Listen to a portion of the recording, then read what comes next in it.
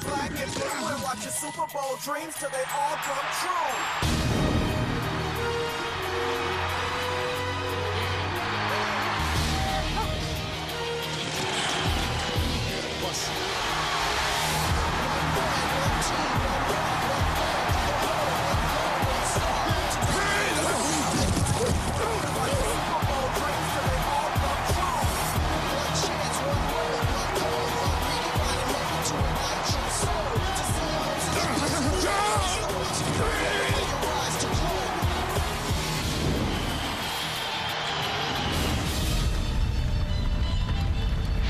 Here in Pittsburgh, it's sunny and windy, temperature 60 degrees. Jacksonville 3-2, trailing Indianapolis in the south of the AFC, and Pittsburgh a half game behind Cincinnati in the AFC North. Kickoff is coming up.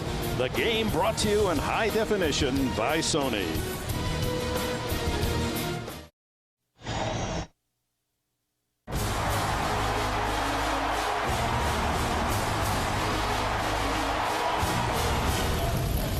As you can see, the Steelers won the toss and will receive. And Josh Scobie, who is second in the NFL in touchbacks, 11 of his 23 kickoffs have sailed into the end zone and were not returned. Only Neil Rackers of Arizona better, but he benefited from that game in Mexico City's high altitude. Quincy Morgan, former Brown, former Cowboy, is back along with Cedric Wilson as they split the 5-yard line. And here's Scobie's kick. Underway in Pittsburgh. It sails toward the sidelines and out of bounds. And what a break for Pittsburgh. They open play at their own 40-yard line on the penalty. The wind blowing from right to left as Scobie kicked it. And here's Tommy Maddox, injured last year in game 2. That's when Ben Roethlisberger replaced him, became a rookie star. Roles reversed today. Big Ben on the sidelines with a bruised knee. Up front for the Steelers, 3 of them made the Pro Bowl last year, led by All-Pro guard Alan Faneca. And free agent running back Willie Parker, 6th in the AFC in rushing, is the speed. The bust, Jerome Bettis, will see his power later. So from the 40, and that's Wilson in motion. Heinz Ward on the sidelines with an injury. The give is to Parker, and he slides for a couple into the grasp of Big John Henderson. And let's check that Jacksonville defense. The massive tackle Marcus Stroud teams with the equally big John Henderson in the front 4. The linebackers led by Mike Peterson. He's been their leading tackler the last 3 years. And budding star Rashean Mathis at corner leads an aggressive Jaguars secondary. He's good enough to handle single coverage, Mathis. 2nd and 8. Parker with Heath Miller, the tight end in motion. The throw is to Antoine Randall L. And the former Indiana star has a first down at the 48 of Jacksonville. Well, Antoine Randall L. has stepped into the starting position, formerly held by Plexico Burress, and he has really blossomed this year. I think we all know his versatility, all the different things he can do, the former college quarterback. And as Heinz Ward there on the sidelines sits out the first game ever. Heinz telling us he never missed a game in grade school on up. What an awkward experience this must be for Heinz Ward. Said he never missed a practice and it was out all this week. Parker gets very little off the left side. Aiken Adell at linebacker, first to make the hit. Now back to Willie Parker. You know, these free agents have wonderful stories, every one of them. How do they make it? Who finally gets them? Well, in Parker's case, it was part of the whole Rooney heritage here in Pittsburgh. Dan Rooney Jr., the son of the owner and chief executive of Pittsburgh, he was scouting down in North Carolina, and so I'm in high school and remembered him. Anytime I think of free agent, I just remember Johnny Unitas was a free agent. That would be a false start. And every one of them has a remarkable story. How somebody helped them to get 77 into the NFL. Marvell Smith had tackle pulled off the line of scrimmage. Well, quarterback Ben Roethlisberger, he told us yesterday with a big smile, I'm going to campaign, lobby to play today. He says, I think I'm ready to go. And in Bill Cowher's words, Dan, it was risk or reward for both him and Ward. I think it all boils down to Roethlisberger. Did he have enough mobility to defend himself? And obviously Bill Cowher thinking he does not. Tommy Maddox, his first throw, have to back off and get rid of that one as Reggie Hayward, the former Denver Bronco, a big free agent acquisition at defensive end, was putting on the pressure. And there's a prime example where Tommy Maddox, the play doesn't go as advertised. He's got to improvise. He's getting the big rush. He's got to backpedal, get out of the way. You immediately think to yourself, with Ben Roethlisberger, how good would he have been able to do that? How comfortable would he have been with that have hurt his knee? Smart move, I think, here by Pittsburgh, sitting him down. It's a long year. 3rd and 14, and Byron Heinz, and he's a better pass receiver. Jacksonville very tough on 3rd and long. This throw intercepted. The pickoff is by Terry Cousin, the nickelback. Cousin with his first interception of the season. Boy, and nobody touched Cousin. He was able to get up and run, but I think he stepped out of bounds in the process of getting up. I don't think Tommy Maddox sees Terry Cousin falling off underneath. Well, he gets possession, he goes down, but as he got up to head upfield, he stepped out of bounds. The Jags have it. Byron Leftwich and the Jaguars take over at their own 36 in his 3rd season. 7 touchdowns, 3 interceptions, but Leftwich has fumbled 6 times. He knows he's going to see the best of the blitzes from Pittsburgh. And Greg Jones, 250 pounds. He had been switched to fullback, but with the injury to Fred Taylor, he runs at tailback today. Rookie Khalif Barnes from the University of Washington starts now at left tackle, that critical spot protecting his quarterback. And the smooth veteran receiver Jimmy Smith, he needs only 4 catches to move into the top 10 all time in the NFL. Fred Taylor, who will not play, needed only 19 yards to get to the 8,000 club, be the 30th, but he won't play today. It's Jones, hit in the backfield. A solid smack from Kimo von Oelhoffen, the 12-year veteran from Boise State. The Steelers nose tackle, watch him, Casey Hampton, 325-pound force in the middle. As always, Pittsburgh with great linebackers led by their MVP last year, James Ferrier, and Troy Polamalu at safety. He hits like a linebacker, covers like a corner. Watch number 43. Polamalu has become one of the best in the NFL. Alvin Pierman, the rookie from Virginia, now joins Leftwich in the shotgun, 3rd and 8. Leftwich's first pass is tipped, incomplete. Reggie Williams got a hand on it, but couldn't pull it in off the deflection. So the Steelers, who had not thrown an interception all season, only Pittsburgh and Oakland could make that claim at this stage of the year. Had one picked off on the first possession, Maddox, but it doesn't cause damage. Yeah, thanks to this Pittsburgh D, and they did exactly what they wanted to do on 1st and 2nd down, Dick. 2 runs by the Jags get them a total of 2 yards, and 3rd and 8. That is a down that if the Jags stay in that all game, they're in big trouble. Beautiful spiral kick by Hansen, floating in the breeze to Antoine Randall L. Gets a block, 20, spins to the 24. Downfield was Nick Sorensen, the special teams captain, to make the tackle for Jacksonville. The NFL on CBS is sponsored by UPS. What can Brown do for you? Chrysler. Inspiration comes standard. And by new Budweiser Select. Brewed for a crisp taste that finishes clean. Be selective.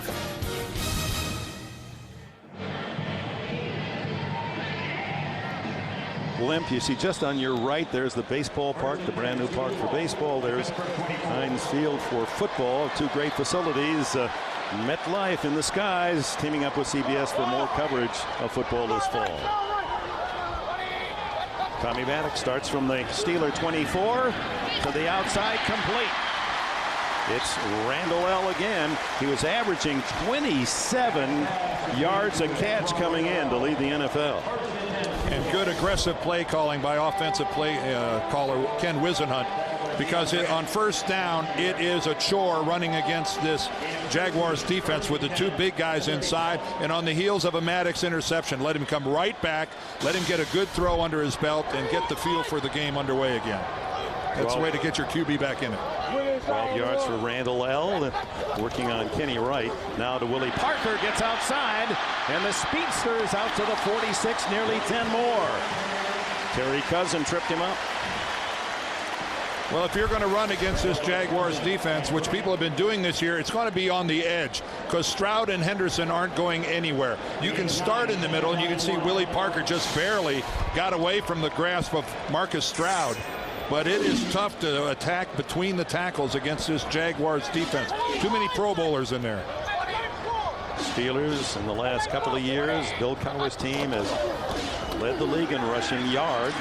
This is Parker getting very little there. And in fact, Cowher in his 14th year, Dan, and the continuity, the consistency of this Pittsburgh team offensively and defensively, running the football. No team has rushed for more yards in the NFL in the last 14 years than Cowher's teams. Well, you'd think he'd be an old defensive coach, wouldn't you? As a linebacker, as a player, a defensive coordinator, he knows that a running game is a defense's best friend. The defense gets to stay on the sidelines. You move the chains. And then as a former linebacker, he makes it fun for his linebackers because they blitz from every conceivable angle. 3rd and 1. It's the bus. And he runs into a stop. He did not make enough yardage for the first down as Darrell Smith and former 49er Jamie Winborn, acquired a week ago from San Francisco by Jacksonville, team up on the stop. They needed to get to the 46. The ball spotted on the 45, so it's still 4th and the full 1. No movement at all that time by the Steelers offensive line. This front four of Jacksonville really dug in. Take a look at that. The black shirts have not moved forward 1 inch. They're at center, left guard, left tackle, and Bettis had absolutely nowhere to go. Great job by Jacksonville up front. And here's veteran Chris Gardocki in his 15th year out of Clemson. Never had a punt blocked. 1,061 kicks in his long career. The left footer sends a spinner toward rookie Alvin Pierman. Scoops it up like a shortstop and then is dumped at the 19. Sean Morey, a wide receiver from Brown University, made the tackle. No score in Pittsburgh.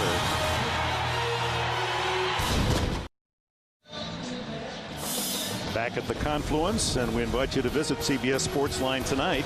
A complete wrap-up of all the day's action. Watch video highlights, read in-depth analysis from our team of NFL experts only on CBSSportsline.com. Second possession, Jacksonville. And the give is to Greg Jones, and the big man carrying 250 pounds has a first down across the 30 as we go to New York for this NFL update.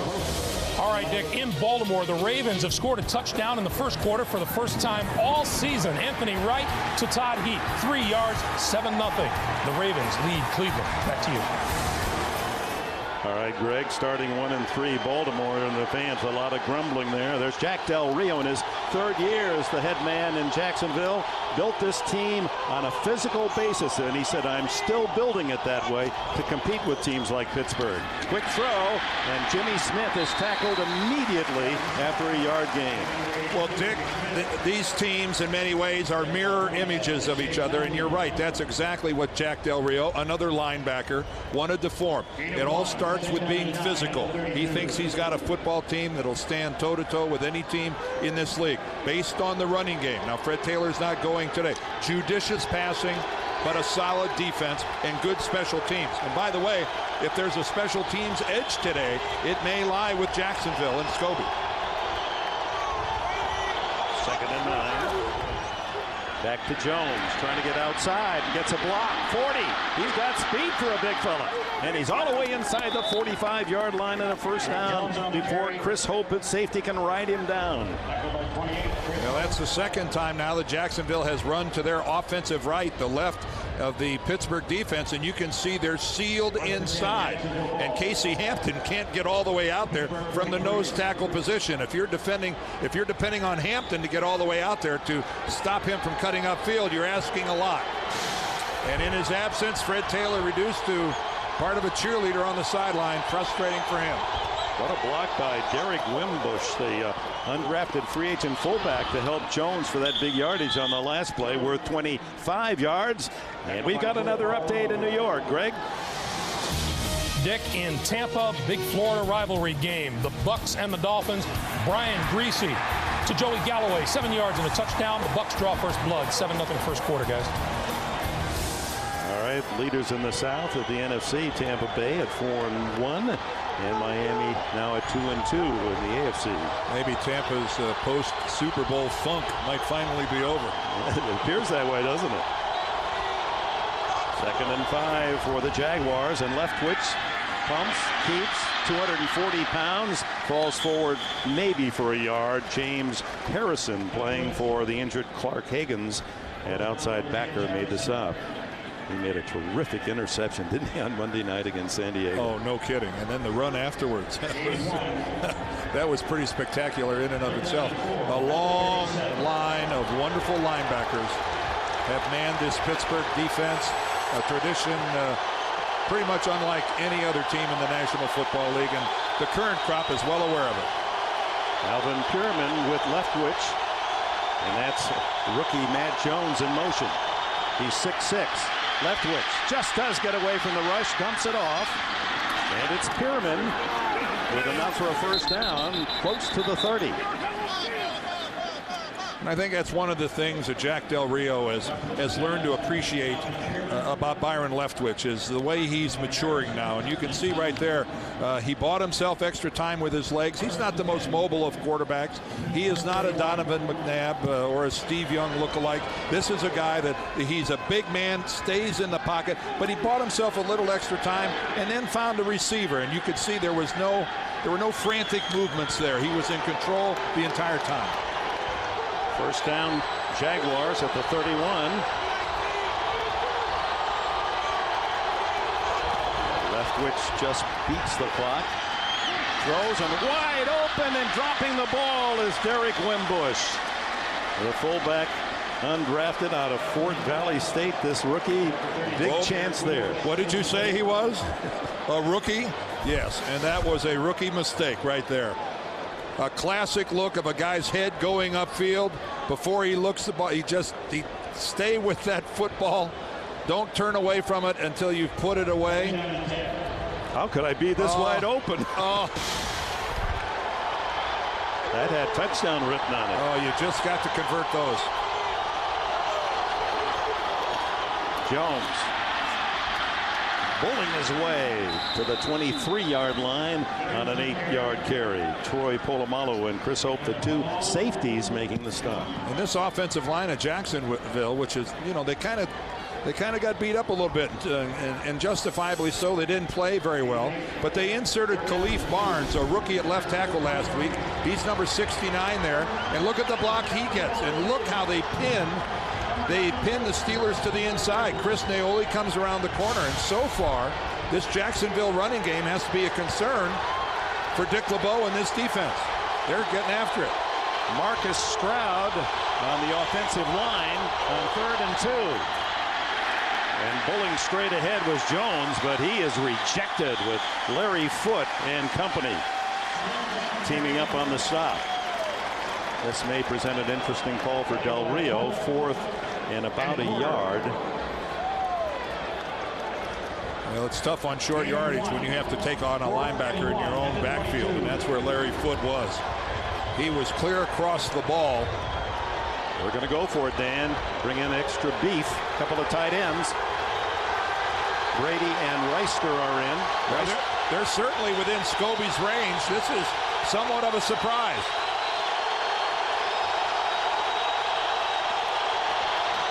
Jones caught in the backfield, and Pittsburgh takes over on downs.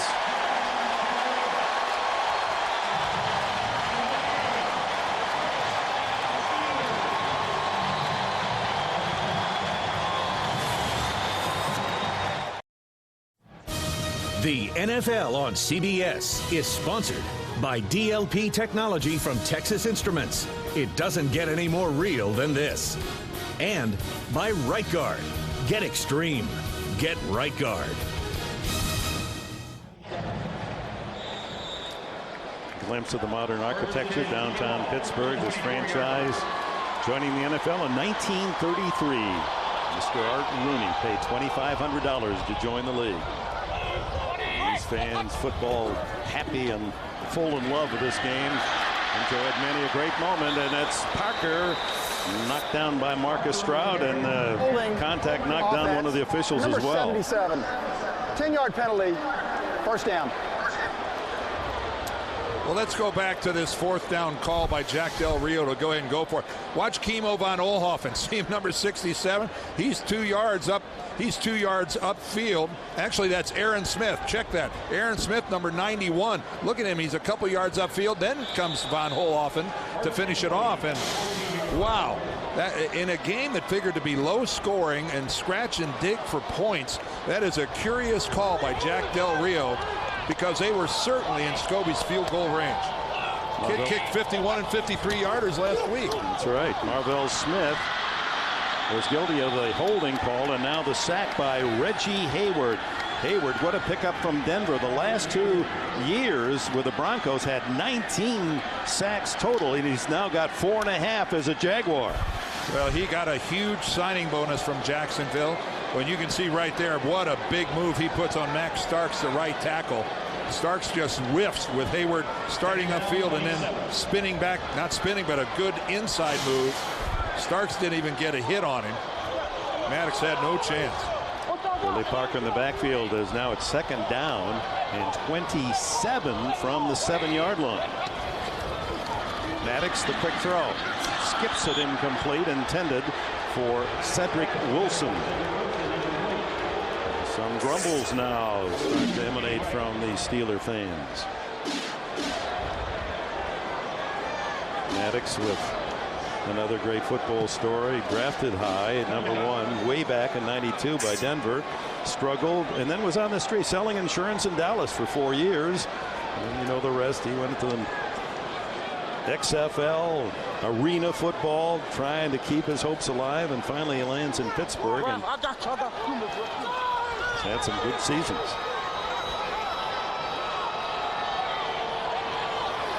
Third and 27 from his own end zone. Down the middle. Intercepted. A one-handed pick by Mike Peterson, and Peterson with his second interception of the year is inside the 10. Oh, and the crowd really lets loose on Tommy Maddox now. And that was a tough choice on his part to throw into traffic in the middle of the field. He tried a sideline pattern the first time when it was intercepted by Terry Cousin. This time he goes to the middle of the field. He's got good protection, plenty of time to sit in there, but he doesn't see Mike Peterson, who did nothing more than drop back into his customary hook zone. Elevates a great one-handed stab to bring it back down. But again, throwing into traffic by Maddox. Well, 2 interceptions by the Jaguar defense against a team that hadn't lost one all season. First and goal at the 7. Jones. Greg Jones down to the goal line. And touchdown, Jacksonville. So Jones replacing the star runner Fred Taylor, and all that he has done in this first quarter is rush for 59 yards and now a touchdown. Well, 2 things, Dick, that don't play to form so far in this game. 1, the Steelers throwing interceptions. B, somebody running the football on them. And that's exactly what Jacksonville is doing. Jones being very patient, where the question is whether his knee was down before he got that ball across the end zone. But nonetheless, a great surge by the Jaguars offensive line. But out of character for the Steelers in what's happening early in this game. Josh Scobie adds the extra point, and the Jaguars have always played Pittsburgh tough. 16 times they've met, 8 wins for each. And Coach Jack Del Rio likes how that defense set up the scoring touchdown. The Steelers, who had turned the ball over only twice in their first 4 games, guilty of 2 Maddox interceptions here in the opening quarter against Jacksonville, and that's got Bill Cowher talking with more animation on the sidelines. Yeah, with a start like this, Tommy Maddox quarterback rating is going to be in negative numbers. That's not possible, but he's testing the formula. Yeah, he's 2 for 6 and 2 interceptions. A reminder tonight on a new cold case, we'll tell you more about that in a moment, is Josh Scobie has it teed up. Remember, on the opening kickoff, he sailed one out of bounds to the left. to give the Steelers the ball at the 40.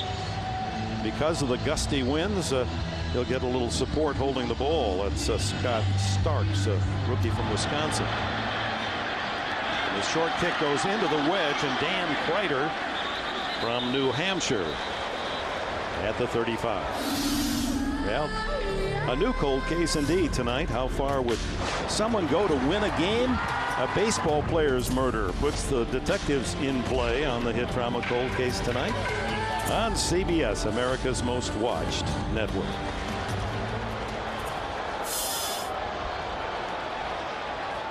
Parker and Kreider in the backfield behind Maddox. 7-0 Jacksonville is in the final 68 seconds of this opening quarter, and Parker trying to get outside. Slammed down at the 39 by Peterson and Mathis. Parker played at North Carolina but didn't play much. As a senior, rushed for only 181 yards, had only 48 carries in his college career. Here he is in his second season as an undrafted free agent, the leading rusher for Pittsburgh. As you see the flags, and it's tricky winds, tough place to kick, as any field goal player might attest. Good fake, and then the screen incomplete. Heath Miller, the intended receiver, the #1 draft pick of the Steelers, the tight end. Nothing going well for Maddox and the Pittsburgh offense. No, and Tommy, again, keep in mind that Tommy Maddox pulled a calf muscle about 10 days ago. It was a Friday right before their game with San Diego. Didn't even make the trip to San Diego. Was originally told he was going to be out 3 or 4 weeks. So here he is back early, much earlier than Bill Cowher expected, but what a rocky beginning to this game. And he was used only sparingly in the preseason, so he hasn't seen much game duty since more than a year ago. The throw almost intercepted, as not even looking for the ball was the intended receiver Cedric Wilson. A flag, as you can see, is down in the backfield. Roughing the passer. Defense. Well, there's a break. Helmet contact. 15-yard penalty. There's a break that Pittsburgh needed badly. Take a look at this at the conclusion of the play. Rob Meyer comes in, and he hits Tommy Maddox late. Not a violent hit or anything like that, but it was well after Maddox released the football. That would have been fourth down. They would have had to punt. Ooh, that is that's one of those chain-moving penalties that Pittsburgh needed desperately. And they mark it out at the Jacksonville 46 for Bill Cowher's team, with a handful of seconds left here in the opening quarter.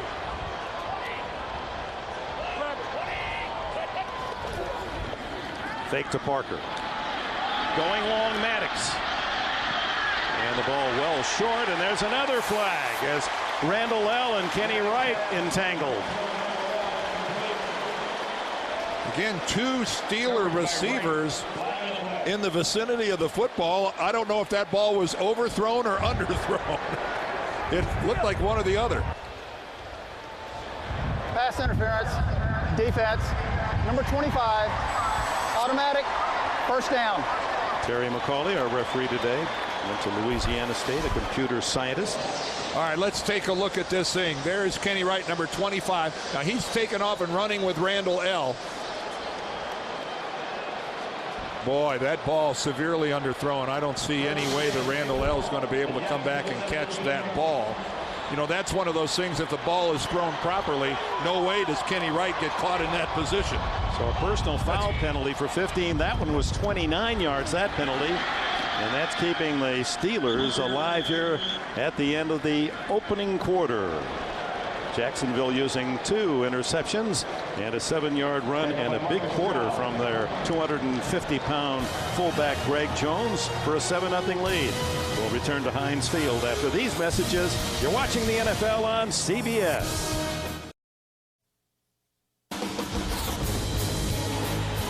This throw intercepted. He's got speed for a big fella. Greg Jones down to the goal line. Touchdown, Jacksonville. And welcome back to Ken Burke and Deerdorf. Armin Katan here at Heinz Field. Steelers trying to draw even, trailing 7-0 as we open the second quarter. And Jacksonville has maintained its mark of not allowing a point in the first quarter all season. No other team has done that. Jerome Bettis in the backfield. Maddox scurries, throws underneath, complete to Heath Miller. He's to the goal line. Touchdown!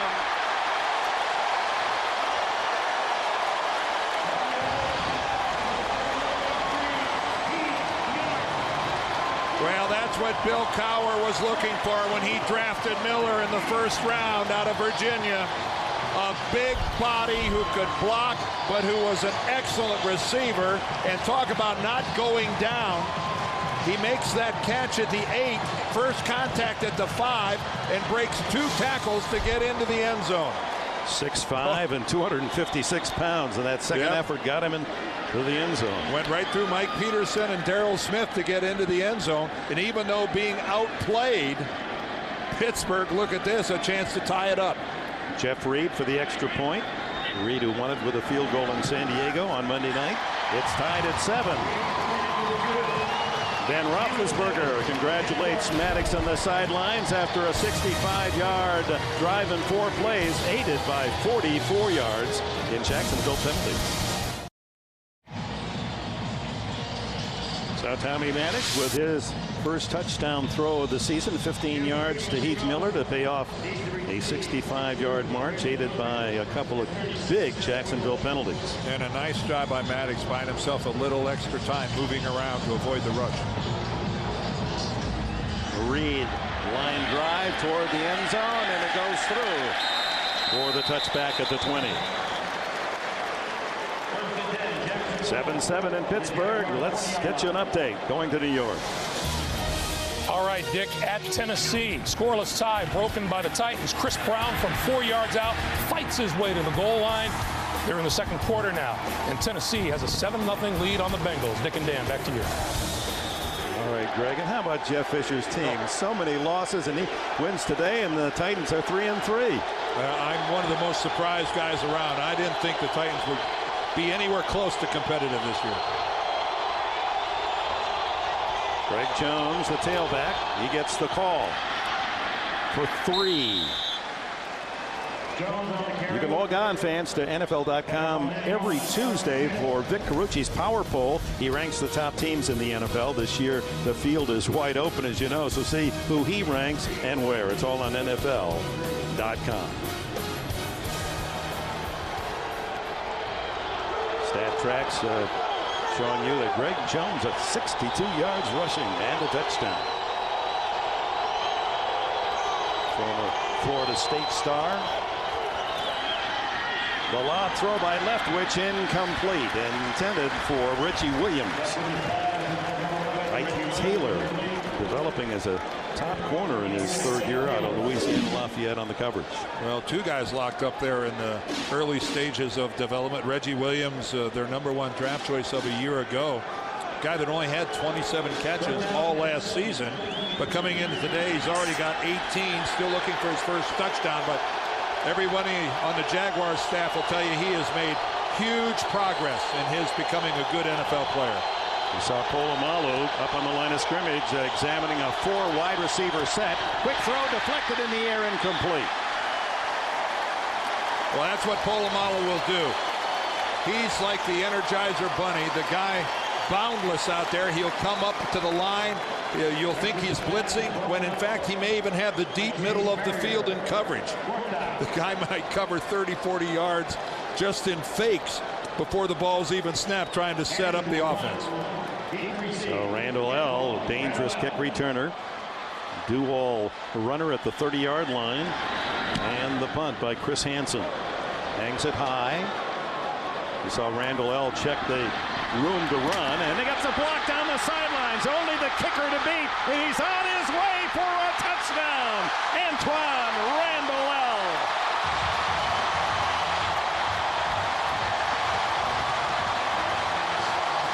Well, normally on a punt return, you could look at several blocks. On this one, it looked like just one was the difference. Right on the contain that keep Randall L. from going up the sidelines. Watch this crushing blocks. Watch this block. Is it Williams? No, I don't think so. Jeremy Tooman, I Jeremy believe. Tooman, it looked like number 84. Boy, that was easy. It was either 84 or 94. I couldn't get his number. It could have been Andre Frazier as well.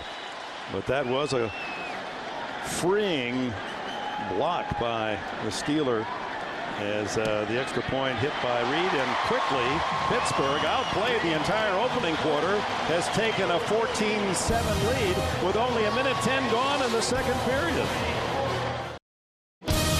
The NFL on CBS is sponsored by Applebee's Neighborhood Grill and Bar. Eating good in the neighborhood. Best Buy, thousands of possibilities. Get yours. And by the Acura MDX with electronic four-wheel drive.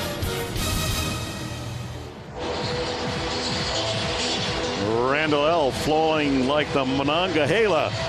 72 yards for a touchdown, his fourth kick return score as a Steeler. 3 of those on punts. And none much easier than that one. Untouched for the 14-7 Pittsburgh lead. Jeff Reed sends it deep. Wimbush from a yard in his own end zone. And he's caught from behind, tries to wiggle free and smothered at the 19. It was Sean Morey down there around the ankles. Back with a reminder, Thursday Survivor Individual Immunity is on the line. Ex-NFL quarterback Gary Hogeboom. Can he make it through the next round? Don't miss an exciting new episode of TV's #1 reality show, Survivor, on CBS Thursday night on America's most watched network. From the 19, Leftwich throws underneath to his tight end Kyle Brady, and the veteran to the 27, a gain of 8. Well, let's go back and look at that punt return from Antoine Randall L. And it is Andre Frazier, the rookie, who gets this hit. Take a listen to this thing. Good job by Randall L. And there was the hit by Frazier. And then, of course, Hansen has no shot in the open field of getting a hit on Randall L. What a beautiful catch to begin with, and then a great block from the rookie Frazier. That's a good point about the catch. We overlook how that isn't always easy. No. Jones on second and short, and he's able to burrow his way for a first down to the 30 as Aaron Smith and others on the tackle. And Dick, in reality, it was an excellent punt by Hansen.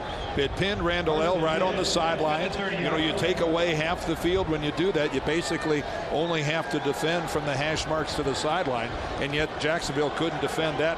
That great block by Frazier sprang Randall L. Took the short route. I think Jacksonville thought he'd go cross field. One block freed him. First down at the 30. Leftwich to the sidelines, complete. Alvin Pierman, touted rookie from Virginia, does a lot of things well. Runs well, returns, kicks. Good receiver. Followed Tiki Barber and Thomas Jones. Backs build along his line at the University of Virginia. He's 5'10", 206. And again, for those of you that weren't with us at the very beginning, Fred Taylor, who is the main man in the Jacksonville running game because of an ankle that he sprained last week, is inactive for today's game. So Jones and Pierman sharing the duties with Leftwich. 2nd and 4. Pierman on the draw, and Steelers all over that. Porter was in the backfield to change Pierman's course, and then he went right into the teeth of the Steeler defense. And Fred Taylor very much wanted to play in this game when we talked to him yesterday. And Dick, he likes Pittsburgh. Does he ever? He's got a trophy case that has some of the old Three Rivers turf in it. 234 yards, 4 touchdowns in a game in 2000 over at the old Three Rivers. The stadium may be gone, but Fred's memories are very vivid. 3rd and 4 now for Leftwich in the shotgun, and look at all the defensive looks, and here they come. The throw complete underneath, however, to Ernest Wolford, and the rangy wide receiver from Virginia Tech. He's 6'4", has the first down. Well, you talked about Fred Taylor. Indeed, pleasant memories playing in the Steel City. This is Week 12, 2000 season. Taylor runs for 234, an all-time Jaguars record.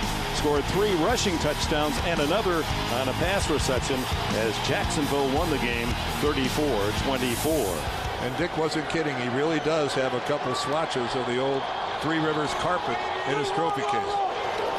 On first down, it's Jones, and nothing much there at all. Well, more on Fred Taylor. Let's go down to Armin Katayan. Well, Dan, you mentioned those swatches. They come courtesy of the Jaguars PR director, Dan Edwards, who was able to get them from the guy who was in head of the field at the old stadium at Three Rivers. Fred told us they're at home, as you said in my trophy case, reminding him of a game he says I'll never forget, in part because of the record, but also because it was the home to one of his heroes growing up, Franco Harris. Back to you, Dick. Edwards, of course, was a former PR director here in Pittsburgh, so you know the right guy to call. 2nd and 10. Here comes the blitz after Leftwich. He lobs the screen, complete to Pierman, and Pierman dumped as he crosses the 50-yard line at the 48. Ike Taylor at the corner with a tackle.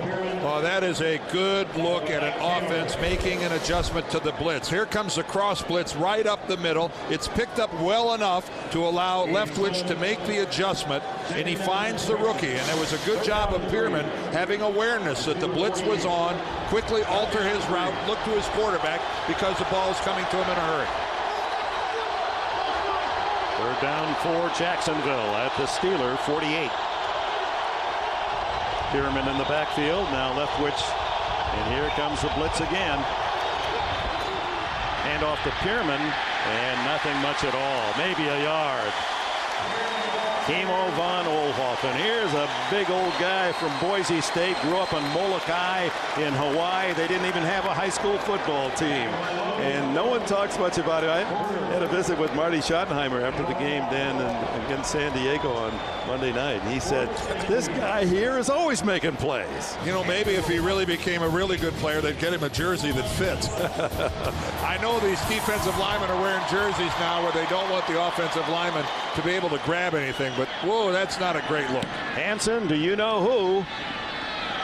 Inside the 5, lets it go, and it's a touchback. Wisely not fielded by Antoine Randall. So we've reached the 8:16 mark of the second quarter here in Pittsburgh. Steelers 14, Jaguars 7. The NFL on CBS is sponsored by Charles Schwab. Investing? Talk to someone who actually listens. Talk to Chuck. Charles Schwab, 1-800-4-SCHWAB. And by Miller. There's good enough and there's better than it has to be. Miller, good call. Back in Pittsburgh, and today MetLife providing the aerial coverage of all the action. Look to the skies for the MetLife blimps as they team up with CBS for coverage throughout the fall. Maddox throws on first down, and it's incomplete. Pass off the mark, and Randall L. could not twist and grab. Well, Tommy Maddox has had I guess we could say an up and down start to this game. He starts off the game by throwing an interception to Terry Cousin on a underthrown ball. Then Mike Peterson makes a really good interception, but again, he threw it into the middle of the field. But he came back with a touchdown pass to his rookie tight end Heath Miller, who fights through a lot of traffic. And it was all Jacksonville early, but guess what? Pittsburgh has the lead. They scored 2 touchdowns in 62 seconds early in this second quarter. That catch by Miller for a score is 3rd of the season. And then the Randall L. touchdown on the punt return. Offense, number 73, 10-yard penalty, 3rd down. Well, Jerome Bettis gets in the game, and his carry is negated because of a holding call against Kendall Simmons, the right guard. No coach is fond of that flag, and he's going to do a little talking to his offensive line when they come off. He's talking upstairs to his assistant. And the closer they are to your own goal line, the more critical they are. And now an empty backfield, as you see Pittsburgh rushing for only a 2.6 average. Empty backfield as Maddox drifts back to throw. Deflected again, incomplete. As Antoine Randall L., even with his acrobatic talent, unable to one-hand that one. Somebody batted it up front. Tremendous size on this Jacksonville defensive line. All defensive linemen conditioned. If you're not there yet, get up in the air. We're taking a look there at Reggie Hayward working against Max Starks. That ball actually hit Max Starks in the back of the helmet. What the heck? A defensive lineman didn't even have to go up for that. That ball hit his right tackle in the back of the noodle. So 3rd and 20. Maddox goes to the shotgun. That's Byron Heinz in the backfield with him. And it's Heinz with a catch. Behind some beef, he's able to carry it out across the 20, but well shy of a first down. Well, a field position play right there.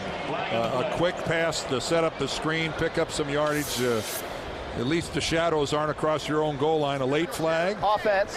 2 men moving prior to snap. Did not reset. Penalties decline. 4th down. Boy, that's surprising because the penalty if taken would have put the ball on the 5-yard line. Well, Jack Del Rio making the decision. I'll take the football, but I'm with you, Dick. That would have been what, a 3rd and what, 25? Yes, at the 5. At the 5. I kind of like my odds on a 3rd and 25 at the 5-yard line. Instead, it's Gardocki and send his left foot into a punt with Alvin Pierman back at the Jacksonville 35. Short kick, and he'll let it roll. And down at the 44. So good field position on a 35-yard Gardocki punt. Reminder tonight, CBS, Bill Romanowski. You saw part of the interview on NFL Today. Known for his toughness, the linebacker, one of the most vicious hitters. He comes undone on 60 Minutes tonight, followed by a new episode of Cold Case. Then Chuck Norris returns as Walker, Texas Ranger. It's a world premiere movie. That's all tonight on CBS, America's most watched network. Done my first Romo promo. And did it well. Thank you. Leftwich blindsided and fumbles a free ball, and the Jaguars able to scoop it up as Joey Porter came in quickly. Chris Naoli able to cover the air. Now Leftwich never saw Porter coming from his complete blind side. Look at the left side of your screen. Joey Porter gets around the block. Byron Leftwich, no chance whatsoever. And Naoli, the only guy close to the football. Byron Leftwich hadn't even identified a receiver yet when he's hit by Joey Porter. Porter, who made the Pro Bowl because of that kind of work the last 2 years, has his 4th sack of the season. Handoff inside. And you're not going to get much against big Casey Hampton. Number 98. He was the number 1 pick of the Steelers in 2001. Out all of last year with knee surgery. 325 on a 6'1" frame. And he just is almost impossible to move with one man. Well, you can't play the 3-4 without having that rock at the nose tackle position. And Chris Hoke came in and did a pretty good job last year. But again, if you don't have the immovable object at the nose tackle position, you're already fighting an uphill battle trying to play a 3-4. On 3rd and 18, Leftwich is going long. Incomplete to Reggie Williams. Williams did have a half step on Chidi Iwoma. Extra defensive back. 6 DBs on that defense for Pittsburgh. And I think that coverage by Iwoma actually forced Leftwich to throw the ball just a touch farther than he wanted to. And he did not have any margin of error short. That was very good coverage. Antoine Randall L. drifts back to the 20 as Hansen punts. Toward the sidelines again. Stays in bounds. Same route. And steps out of bounds. And when he initially took off, it appeared he had a corridor again. Man, you got the guy 2 feet from the sidelines. You'd think containment wouldn't be a problem. 11 yards on the return of a 49-yard punt. Heinz Ward appreciating the action as a spectator. And big CBS doubleheader day, folks. And coming up after this game, Tom Brady, Patriots battle Jake Plummer and the Broncos. Some of you will see the Jets and the Bills. Others, the Chargers and the Raiders. All outstanding games next. So check your local listings. Those are 3 really good games. From the 25, Jerome Bettis. Saw his first duty of the season on Monday night. Didn't expect to get 17 carries, but was the workhorse down the stretch. Had a touchdown and chewed up a lot of time on that final possession. Even though that game in San Diego was played at sea level, Jerome said air was a little hard to find. He thought he was going to kind of glide back into things with maybe 8 or 9 carries. He was surprised by the 17, but he got through it, came out the other side, and is probably better for it today.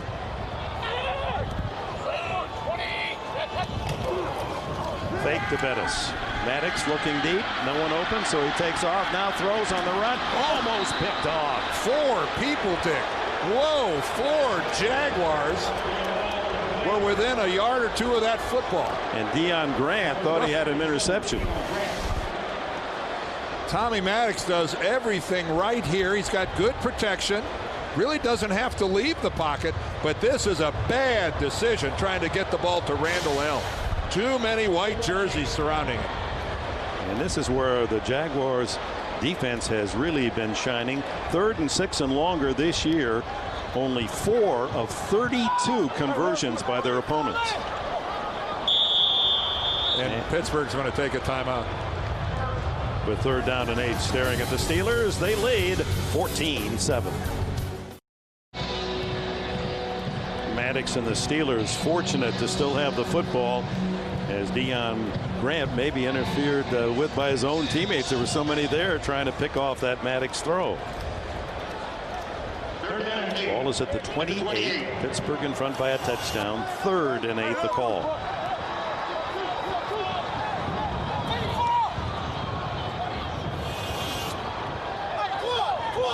Wilson in motion.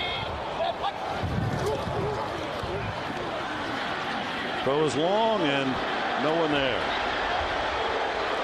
A lot of folks wondering what Maddox is looking at. Charlie Batch, for a while, everyone thought Batch would be the starter this week because they didn't think Maddox was healthy enough to play. But Maddox, after staying at home while the team went to San Diego, said that calf improved dramatically, and so he was the call for Bill Cowher to start today. And Batch, who's normally number 3, is number 2. Roethlisberger, who's normally number 1, is number 3. And Maddox, who's normally number 2, but he was number 3, is now number 1. I knew you were a math minor. A floater to Pierman at the 40. And he's near midfield before the tackle from Brett Keisel. Only 33 on the punt. A little extra activity. A couple of players wrestled to the turf back at the Pittsburgh 38. And luckily everyone's separated without any punches being thrown. You can always have a little push, a little shove in the NFL. You can't throw a punch, though. And I think seeing what happened in that Baltimore-Detroit game, I think we all realize that the NFL is very good in not tolerating. They realize that this is a tough enough, hard-hitting game as it is. You can't let anything get out of control down on the field. And more often than not, I think you have to say the players in the NFL police themselves pretty well.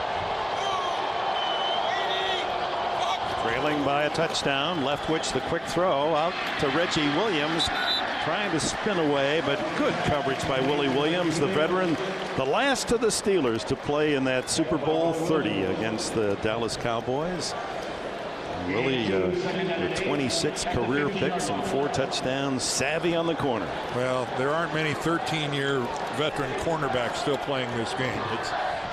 It's a young man's game when you're out there on the corner by yourself. You got a little age to you. Maybe you can slide over and get another couple years at safety.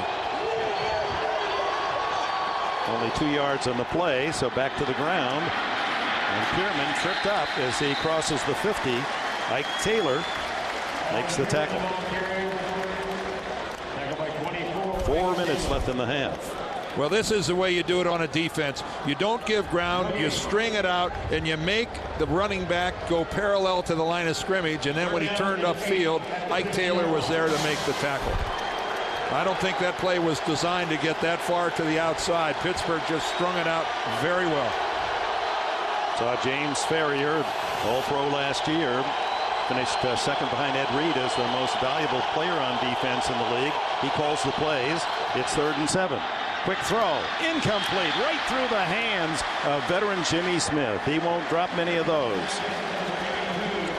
Boy, he had a big third down drop last week that would have moved the chains, and here's another chain moving pass from Byron Leftwich.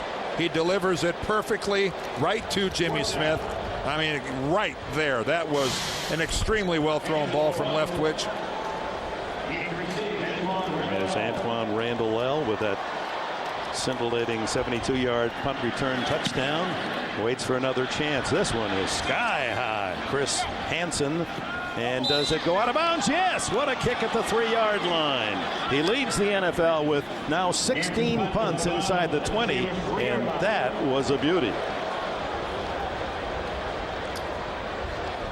Reminder, Wednesday on CBS, see why Criminal Minds is America's #1 new crime drama. Catch a new episode of the hit series starring Mandy Patinkin Wednesday on CBS, America's most watched network. Now that's what I'm talking about. Chicken wings, football, having your face painted. And it is an absolutely beautiful day for football. A little gusty, but the temperature for football is great. Bettis in the backfield with the series starting at the 3, and all that beef up front, Stroud and Henderson, and backed up by Spicer and the backers. A gain of maybe a yard. Well, we told you that Jacksonville in the first quarter has not allowed a score all year. No one else has done that. If you look at some of the other statistics in this game, Pittsburgh in this quarter has been omnipotent. 51-7 they've outscored their opponents in the second quarter. Make you think that they're a pretty good team. On second down, the bus. And right into Mike Peterson. What a pickup he was from the Colts, Peterson. Oh, he sure was. But even the bus can't go anywhere in gridlock. And that's what the big boys inside are. Look at this. There is nothing here for Jerome Bettis. First of all, stacked up right at the line, and then Mike Peterson from the middle linebacker position flows right over. See him 54? He flows right into the hole, and the minute Jerome turns upfield, there's Peterson already squared up in the hole waiting for him. Yeah, what did Peterson say to us yesterday? I'm all geeked up. I know I'm going to get some tackles. He said this is why you play linebacker, to play in a game like this, because you know Pittsburgh is coming right at you. It's why you play linebacker. 2 minutes, timeout in Pittsburgh.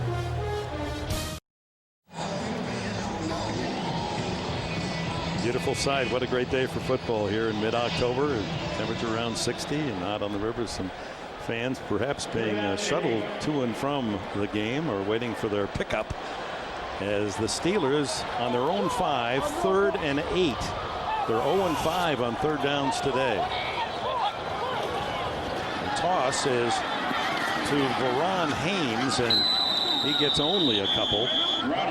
This Jaguar defense has, other than a couple of mistakes on penalty calls that aided Pittsburgh on their only scoring drive, the other was a special teams touchdown, have played very well.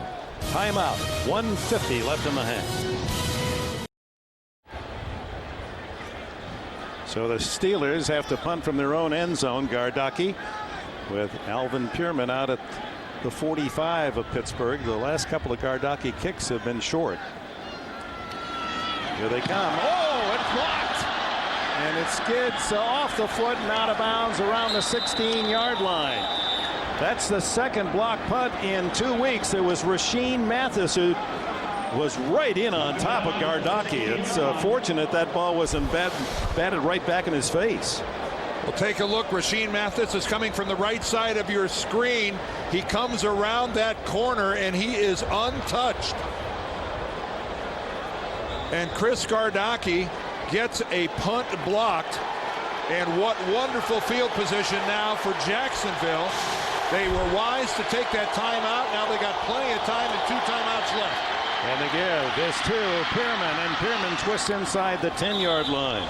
Back to Mathis. That's the second block for him this year. He blocked a field goal at Denver. And last week, it was Derek Wimbush who blocked the punt against Cincinnati. So Del Rio special teams have come through in that regard. And weren't you saying something earlier about Chris Gardocki and blocked punts? Yeah, it's a 9-yard punt. I don't know if they call that a total block. No, they don't, because he did get positive yardage. But it got blocked. But you're right, it won't go into the record books as a blocked punt. But that's what it was. Jones is free, and he's to the goal line. It is short by about a half yard. He tried to reach over, but he was already down. Larry Foote with a tackle. It'll be 1st and goal inside the 1 for the Jaguars. Well, you know, games like this between two similar teams, it's all about field position and plays on special teams. And Jacksonville really, really close to capitalizing on this block punt by Rasheed Mathis. They use no timeout here. They've got 34, 33 seconds to give. Inside Jones. He's smothered, and he's short of the goal line. Well, they got to use one here. They haven't yet. 24. It's still running. Now it's called at the 23-second mark. Jacksonville a yard away from tying it up. Defensive coordinator Dick LeBeau trying to come up with some magic now with a ball tickling the goal line. 2nd and goal Jacksonville with 23 seconds left in the half. James Ferrier and a lot of the Steelers defenders trying to get the crowd in this end zone fired up. And they get some cooperation.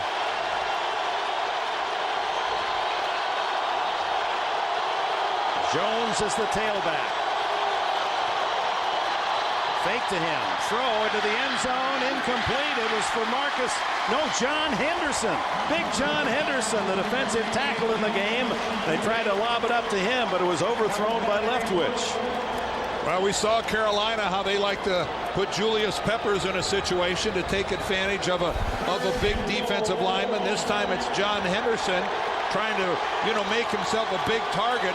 Unfortunately for Jacksonville, Larry Foote wasn't fooled at all. Outstanding coverage by the linebacker of the Steelers, who went with Henderson step for step. Both Stroud and Henderson are in there as blockers. 3rd and goal. Jones. Is he in? No signal yet. Well, second effort, he ended up across the goal line, but no, they're not giving it to him. And the clock is running, and 7-6. They have another timeout, but they better hurry. 4-3. Now the time is called with 3 seconds showing. And will Jack Del Rio go on a 4th down or kick the field goal? How close was that last carry to a touchdown? Well, let's look at that one more time. And remember, this is a situation we're inside the 2-minute warning. So it's up to the replay official upstairs. He's taking a look at this. It's not up to the coaches on the sideline. The ball was reached across the goal line, but it looked to me well after he was down. Only a few blades of grass separate the Jaguars from tying it up, and they go for it on 4th down. Well, both sides of the line moved. Well, you could see the Steelers looked to me like they flinched first. And if this is an offensive penalty, they'll have a 10-second runoff. Ball start. Offense. Number 65. 5-yard penalty. 4th down.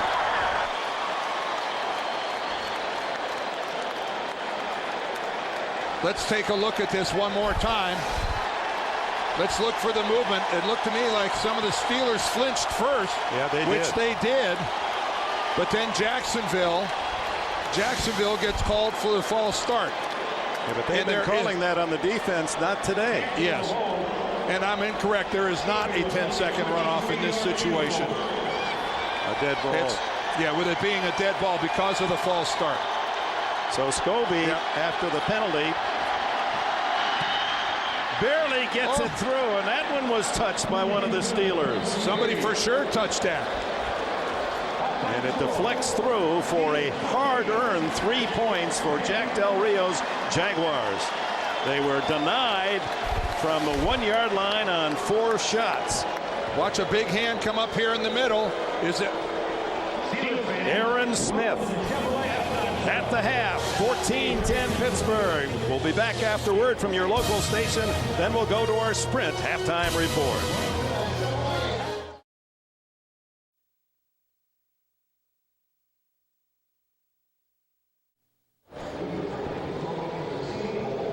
ready for the second half here in Pittsburgh as we look at the halftime statistics, and surprisingly favoring Jacksonville. Well, take a look at that. Pittsburgh, 65 yards total offense, 2 turnovers. They have yet to convert a third down. They're losing and they're winning the game thanks to Randall L's punt return. That's 14-10. a miserable statistical performance for Pittsburgh so far. And for Jack Del Rio, a couple of tough calls for him. The 4th and 1 went for it 2 times. Well, nobody can say that Jack Del Rio is not being aggressive on the road. He's very much in makeable field goal range early in the game. He goes for it on 4th down. He gets stuffed, does not convert, and then down again he's going for it on 4th down. That would have been the last play of the first half. They were called for the false start, so they got a chance to go ahead and get 3 points out of it. But boy, he is being aggressive on the road.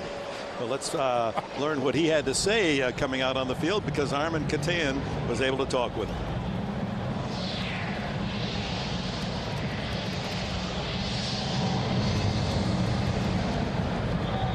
Apparently we're having some technical difficulties, and we'll get that report from Armin later.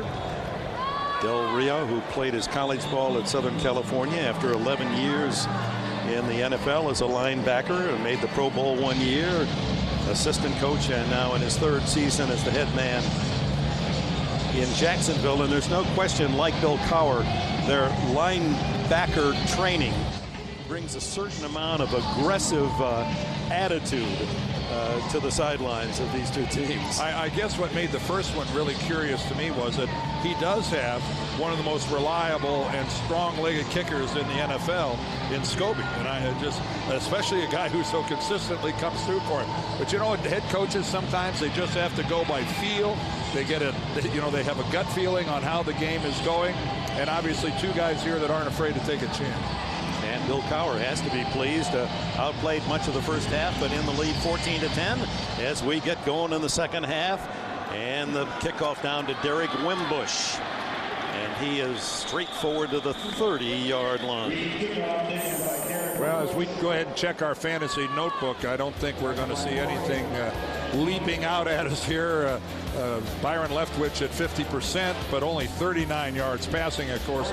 Turnovers, but there is a touchdown pass in there for Maddox. Rushing, Jones got off to the great start. That's a good half at 74 yards.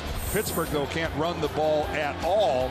Randall L, though, 2 receptions, but the key in this game, his punt return. Pierman now a tailback, and Jones moves to fullback, and Pierman tackled in the backfield by Joey Porter.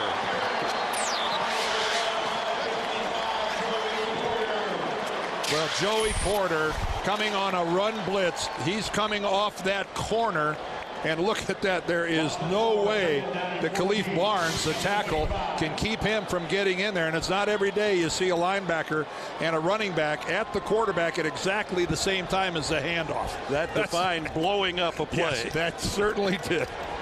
Porter, what a defensive menace he is. Lucky there wasn't a fumble there. 4-yard loss on the play. Here comes the blitz again, and the draw play to Pierman, but little gain for Jacksonville. Let's go to Armin Katayan. Well, back in communication here, Dick.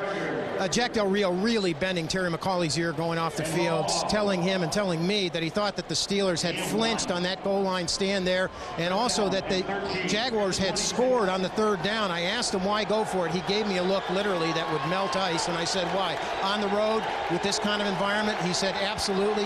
Asked for Cowher. He said, we're getting beat on both of the lines of scrimmage, but it's a 60-minute fight, and we're in it. Back to you. All right, good report, Armin. Thank you. Del Rio had reason to argue, no question, that Pittsburgh clinched first. There's a long bomb by Leftwich to Williams, and he's got it inside the 35-yard line. Polamalu, oh, that's going to be a flag.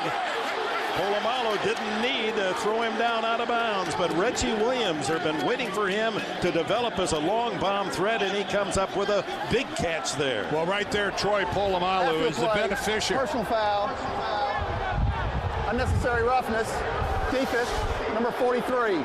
Yeah, Polamalu, down, out of bounds. who had a scrape last week in the Monday night game in San Diego. Now, he made the right play. He does have to get Williams down, but he can clearly see that he's out of bounds. Troy Polamalu is actually looking towards the sideline. He realized that if he threw Williams to the ground, they both were going to be well out of bounds. It's just out of character for Polamalu. He is about as soft-spoken and deep-thinking football player as we've ever met. 41 yards on the pass, then the penalty inside the 20, and now the give. And streaking through is Alvin Pierman down to the 10-yard line, a gain of 8. Let's go back to Monday night in San Diego, and even the Steeler teammates were surprised at Polamalu's attitude. Well, there's going to be a fracas here over on the sidelines. Polamalu didn't like the fact that he was being blocked. And again, it's just so out of character for Troy Polamalu, a guy who's really become one of the premier safeties in the game of football. He's mentioned right up there with Dawkins and Reed and people like that. 2nd and 2. And Pierman once again on those plays down on the goal line. The Jacksonville backs have been taking the little hop first and then going forward instead of a straight attack at the Steeler defense. And by the time they get going, there's nothing but black jerseys there. No gain. And there's Uncle Kennedy Pola. It was Polamalu when he was on the islands of American Samoa. And when he came to the U.S. to play at Southern Cal, they just shortened it to Kennedy Pola. He's the uncle of Troy. They make contact once a week. And he is the Jaguars running back coach. And right now he'd like to see a little more room for his guys. Jacksonville calls the timeout.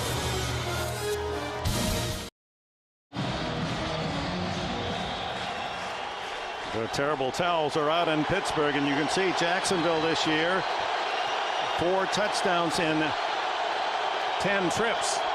It's 3rd and 2 at the 10. They stack up the line of scrimmage. Leftwich lobs it into the end zone. It's caught by Jones, the rookie. Does it count? A flag is down, and so is Leftwich. Roughing the passer. Defense, number 43. They talked about automatic first down. They talked about number 18, Matt Jones, when he was the surprise first-round pick, and they said super hands. He's a basketball player at Arkansas. Well, Terry McCauley said automatic first down. He didn't realize that it was actually a touchdown catch by Matt Jones. The penalty on Troy Polamalu, and he comes in, and that is clear. He takes a full step and pops Leftwich right in the chest. But this was after Matt Jones makes a sensational catch in the back of the end zone for a Jacksonville touchdown. Well, what a one-handed snare by the kid. How's that to break in with your first NFL reception for a touchdown? And the red flag comes out, and Bill Cowher may be questioning whether or not Jones was in the end zone when he finally had full possession. Well, this will be about the 2nd foot. Pittsburgh has challenged the ruling on the field, but the play resulted in a touchdown. Timeout. Didn't appear to be even a question about that, but we'll look at it again. On our way to commercial, snags it with the right hand. Question is, did he have possession in the end zone? The NFL on CBS is sponsored by Sonic. It's not just good, it's Sonic good. Capital One, what's in your wallet? And by Cadillac, introducing the new 2006 DTS. Cadillac, breakthrough.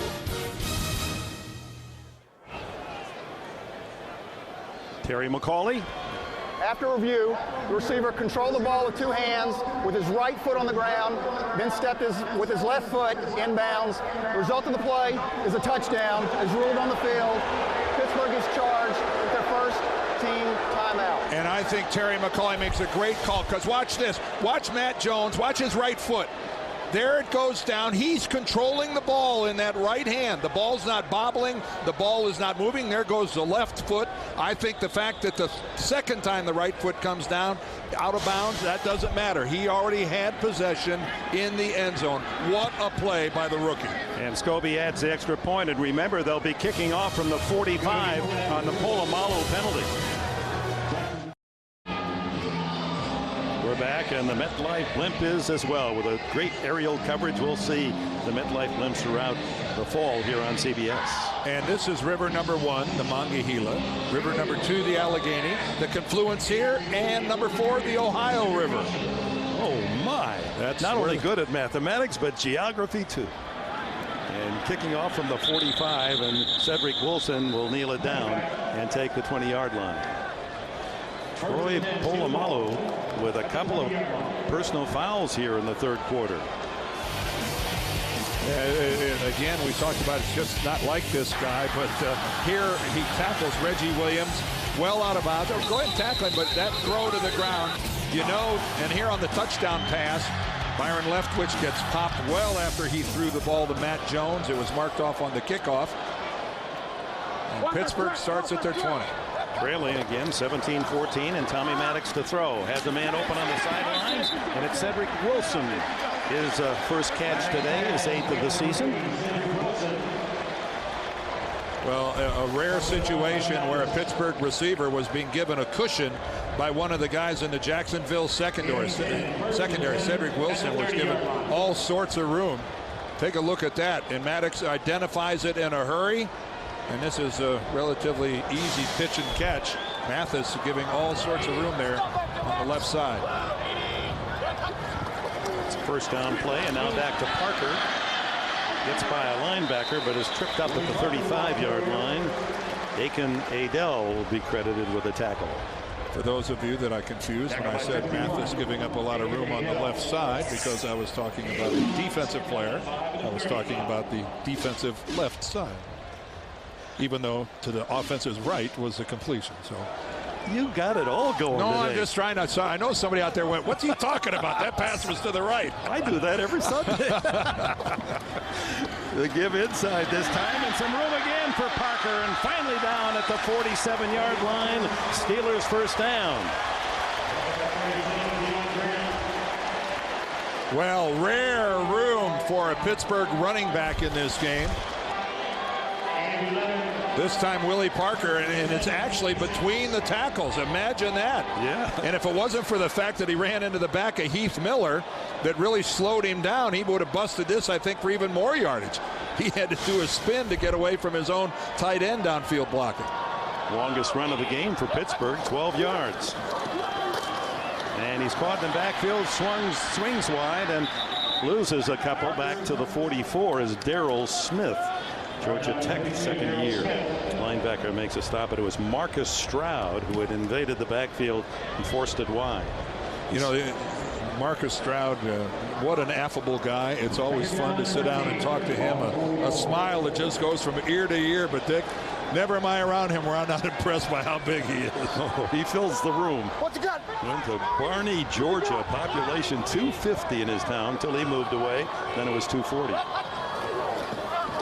Parker caught in the backfield at the 40 by Paul Spicer. And here's a story. Paul Spicer's brother was murdered in Indianapolis on Thursday.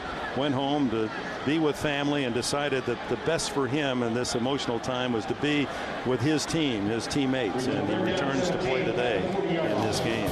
He's offered a $20,000 reward for anyone leading to the murderer's capture and penalty. He's coming back to you. 3rd and 17. Maddox on the run. Has to throw it away. Complete to one of the assistants of the Steelers. Well, and that's certainly a better alternative than throwing it into traffic, which was some of the decision making that was going on in the first. I'm sorry, that got distracted. How'd he get his head inside that? He had to be an old sportscaster. There's a little compression going on there.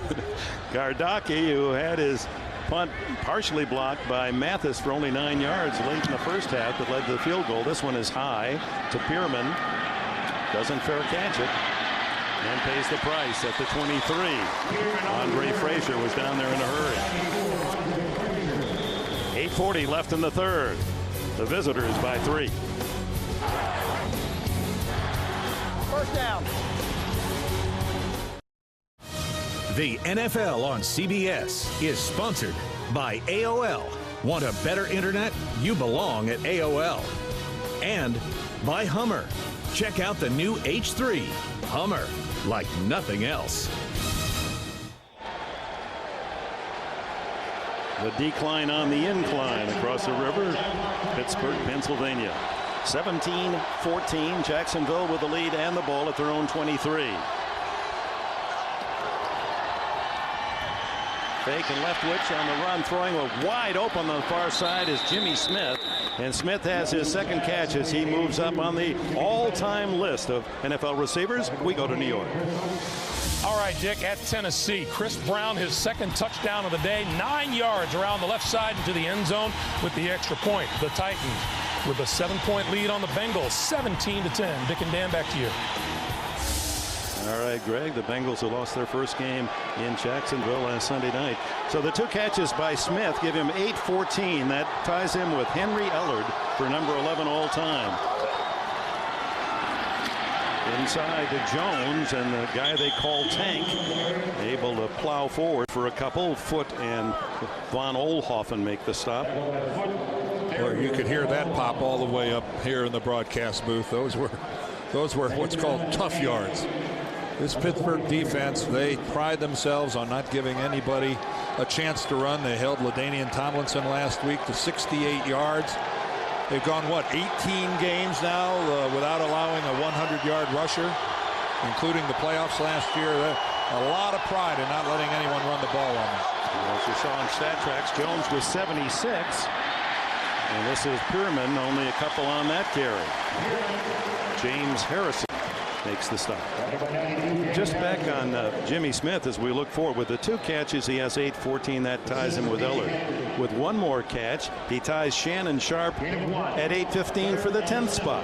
And he's only a few grabs away from Steve Largent at number 9. Now here quietly, Jimmy Smith, the second oldest receiver in the league, moving up into the real elite all time in the NFL.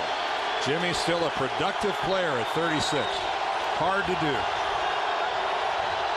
3rd and 7, and here they come after Leftwich throwing deep and almost intercepted. Ike Taylor had a great chance as the double team against Reggie Williams. Well, Ike Taylor talking to Willie Williams, because I think if it's not for the fact that the two of them collide, Ike Taylor's going to come away with the interception.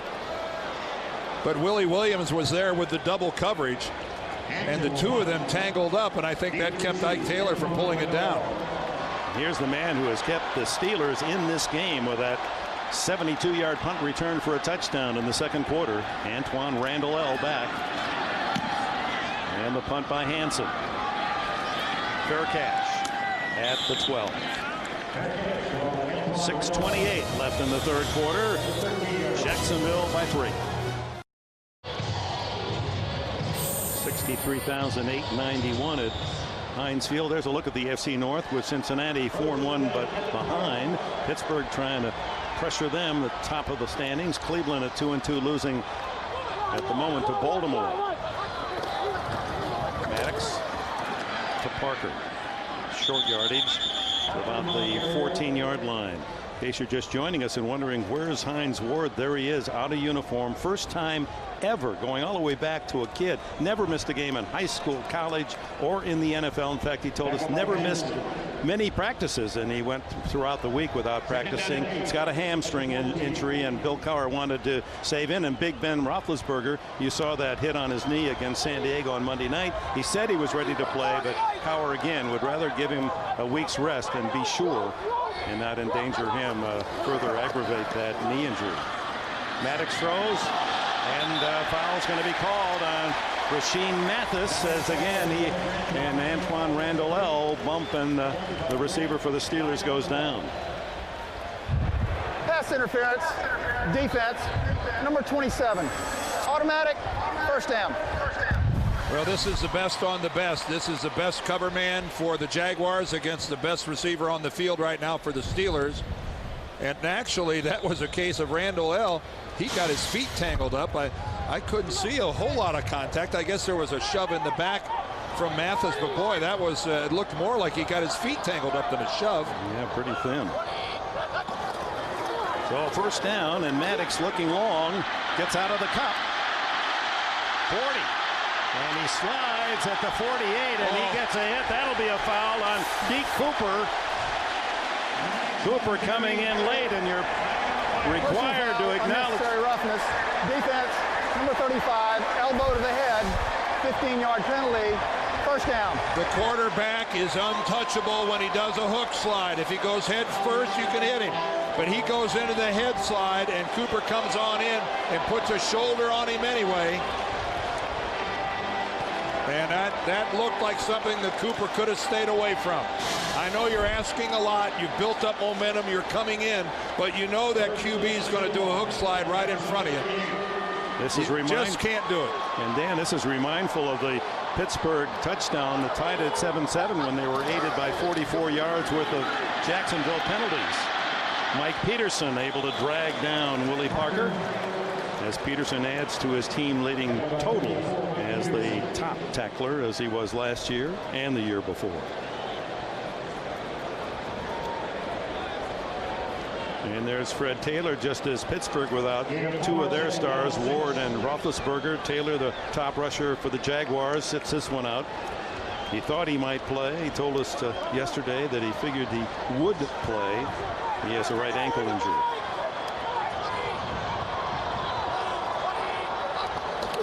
And 2nd and 6, the fake. Maddox throws on the run short, and Randall L was closest receiver, but Maddox not quite the same thrower when he is flushed out of the pocket. Not many are. No, not many are. But again, if you're going to err, always err on the side of caution. And I think Tommy Maddox stung a couple times early in this game. I suspect that after a talk at halftime, he's going to be a little hesitant to throw it into traffic on a low percentage throw.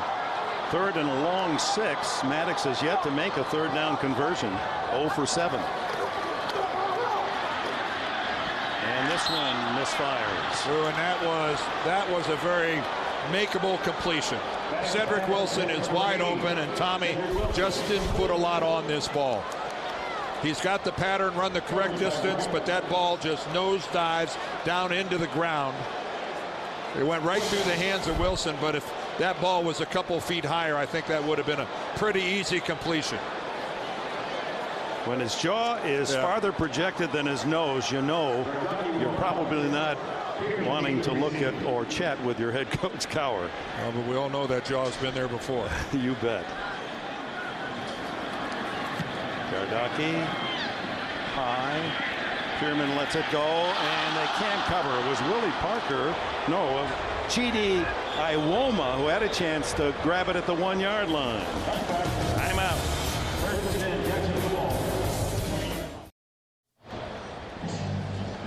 Jack Del Rio at 42, the 2nd youngest head coach behind John Gruden. Interesting day for him. Well, here's how the scoring went so far today. Greg Jones power dissing in off the right side for the first score of the game for Jacksonville. Then Heath Miller, the rookie tight end, gets a pass from Maddox. But boy, watch him break tackles, power his way into the end zone for the first Pittsburgh. Then Randall L. Take a look at this. A great block from his rookie linebacker, Andre Frazier. He puts a move on Hansen, and Antoine Randall L. goes the distance. And then finally, look at this one-handed catch by Matt Jones, another rookie, making a statement here this afternoon at Heinz Field. And that's where we stand, 17-14. It hasn't been a yardage explosion by any stretch of the imagination. You can see the Jacksonville a decided edge in time of possession.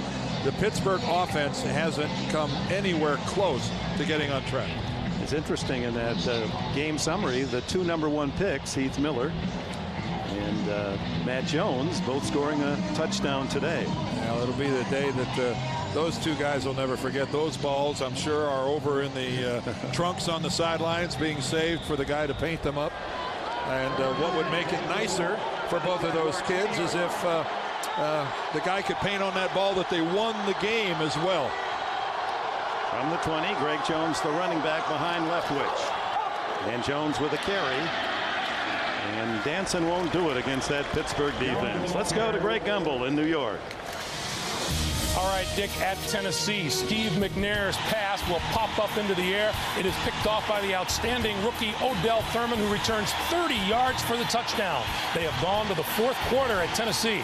Cincinnati and the Titans are tied at 17. Dick and Dan, back to you. Another tight game, and just like yesterday, what a college football day it was yesterday. I can't remember more dramatic results than the play we watched yesterday. Here comes the blitz, and Leftwich has to hurry his throw and completes it to his tight end Kyle Brady, the former Jet.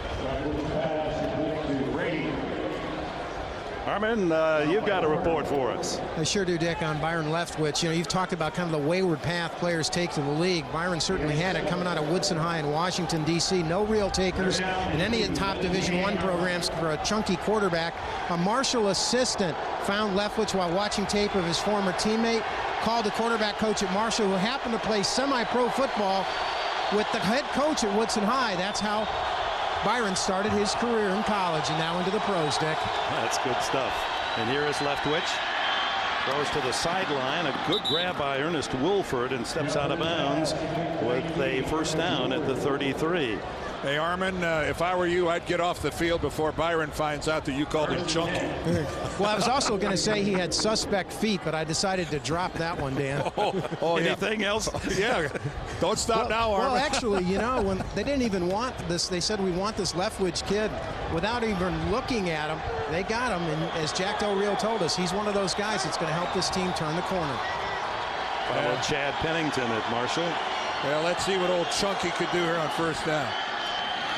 Throws to the side, and it's incomplete. Derek Wimbush drops it, but James Harrison was there. It would have been a short gainer at best. He is a misleading looking guy for a big NFL quarterback. He's got those cheeks and a baby face, and but he isn't a baby body, 240 pounds plus, and we all know he loves to compete. He is one competitive son of a gun, and let me tell you something, he's the kind of guy his offensive players rally around him because they'll know he'll play on one leg, play with one arm. He's a gamer. 2nd and 10, and it's given to Alvin Pierman and Larry Foote and Troy Polamalu there to say no big yardage on this carry. Troy Polamalu, the Pro Bowl last year in his second season, 5 interceptions and a touchdown, was the second leading tackler. He's just around. Look at that. Hey, it's not every day you make a tackle sitting on your rear end. The guy, where he was in the right place, so the guy does have a nose for the ball. That long hair symbol, Samoan warrior. And there's your strong safety right up on the ball in a nickel situation. The blitz is on. Leftwich fires to Smith, and he steps out of bounds. And with that, a first down, and he's moved up another notch. Shannon Sharp now shares the all-time standings with Smith at number 11. Well, offensive coordinator Carl Smith ought to be proud of his offensive team here. They picked up the blitz of the Steelers, and they executed this first down play perfectly. Look at the protection that Byron Leftwich gets, even though Polamalu came on the blitz, and then a really well-run route inbounds. Nice footwork by Jimmy Smith. Now Shannon Sharp, well, he'd be quick to remind us, was number 10, so he's now tied Sharp at 815, number 10 all time. And the middle of that Pittsburgh defense gives ground grudgingly as Joey Porter leads the attack on Pierman. You know, Dick LeBeau at 67 is the Pittsburgh defensive coordinator. A lot of defensive coordinators will come with a blitz. The offense picks it up, and they get stung a little bit, and they get a little hesitant. They're going, oh, maybe we got to back off of this a little bit. Forget about it with this guy. Blitzing is his middle name. I don't care if they pick it up 8 times in a row. The Steelers will come the 9th. Second after a loss of 2. 12 for the first down. Leftwich play action, and then dumps it off to Jones. And Jones out of bounds inside the 45. Now this year, Jack Del Rio said to Jones, hey, I'm going to switch you from tailback, your natural position at Florida State, you're 260 pounds. I want you to be a fullback. And he lost weight, 250 to be the fullback. And then with the injury today to Fred Taylor, back at his more comfortable position, tailback. Well, there's not a tailback anywhere in the world that wants to hear the news. We're switching you to fullback. No, that's a bad day. No, that's a bad day. 3rd and a short 2.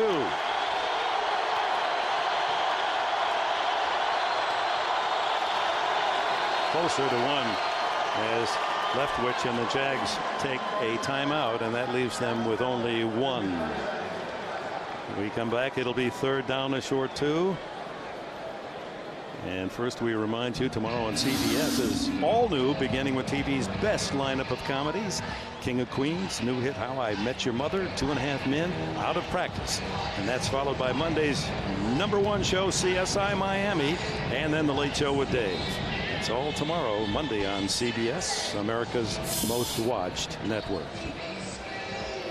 Well, great to be in Pittsburgh. You know, you're really into the NFL season when you see a Steeler game. And a curious thing just happened there, Dick. Byron Leftwich took a timeout. I think he had enough time left on the. Did he not have enough time left on the play clock? That he had to take the timeout because we're nearly at the end of the 3rd quarter. Well, Byron makes the call to take a timeout, but boy, you hate to waste one that close to the end of a quarter when you're running a play like this. In a tight game like this, timeouts not to be frivolously used. As you can see, just 8 seconds remaining in the quarter. 3rd and a short 2, and tackled in the backfield is Alvin Pierman, and it's James Ferrier, the most valuable Steeler last year, making another big defensive play. End of 3, 17-14 Jaguars. We'll be back after word from your local station. You're watching the NFL on CBS.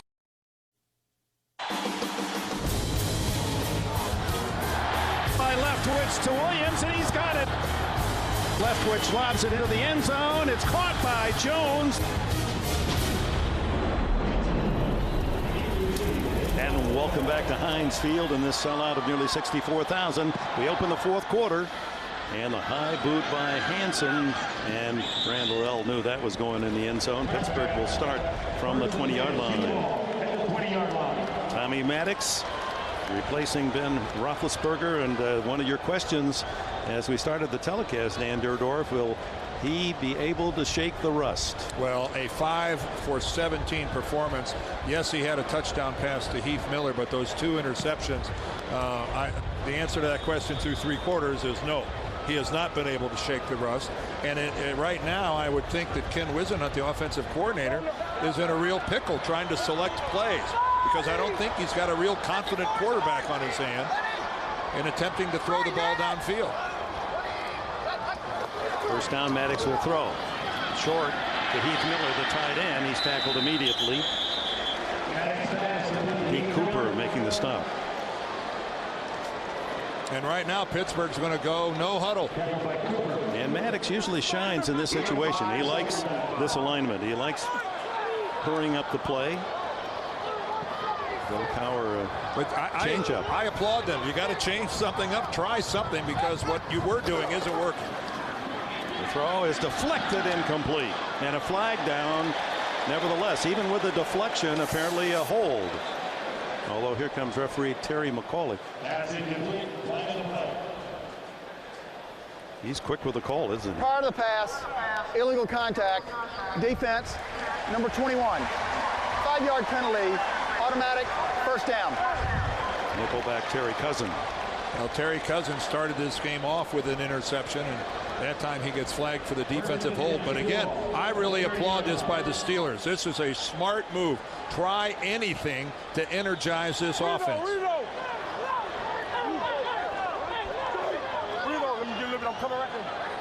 Here are all the contact calls being made before the play. Throw underneath and tackled immediately is Randall L. Pete Cooper on the spot after a pickup of 5+.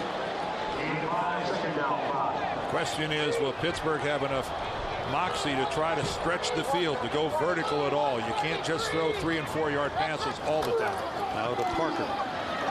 Soften it up with a pass, go back to the run, and a first down run for Parker into Peterson and Cooper. Well, Alan Faneca told us that, yes, Henderson and Stroud are great players, but they'll get tired just like anybody else. Well, this is the one way to fatigue a defense. Go no huddle. Don't give them a chance to substitute. Look at Faneca, All-America at LSU. Maddox fires again, complete. This to Quincy Morgan. And Morgan, who was acquired after Cleveland made a trade with Dallas. Antonio Bryant straight up for Morgan, and Morgan a free agent and picked off by the Steelers this year. Now you did get a couple substitutions there. Reggie Hayward came in, Marcus Stroud came back into the ball game. They ran it, they're running it slowly enough that they did allow Jacksonville to make some subs on defense. Second and short, and the throw complete. It's Heath Miller again, that #1 draft pick, all the way to the 25.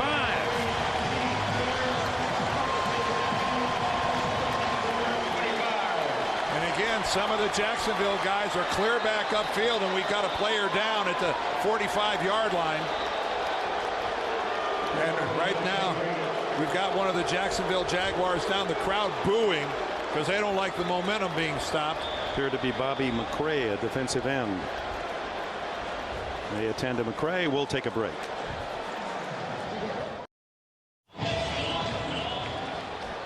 Back in Steeler country, and Pittsburgh with that last grab of 27 yards by Heath Miller, well into field goal range. They trail by 3. 2 minutes into the fourth quarter. Fake to Parker. Maddox going deep. Incomplete. In and out of the arms of Antoine Randall, and credit Rashean Mathis with some tough man coverage. Well, Rashean Mathis is one of the better cover corners in the National Football League. He's blossomed into this role in only his 3rd year. Look at the coverage. Look at the instincts as far as when he turns back and looks at the ball. That was really well played. This hurry-up offense, though, working for Tommy Maddox and the Steelers.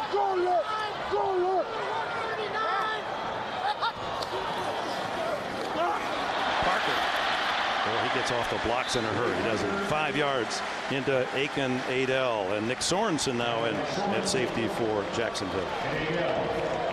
Well, Willie Parker made a name for himself last year at the end of his rookie season by really getting noticed, and then of course he just blew out of the gates this year with a 161 against Tennessee in the opener, followed that up with 111 against Houston in the second game of the season, and he's earned himself the starting position. A little shorter than their average 3rd down, but they've yet to make a conversion. 3rd and 5 here.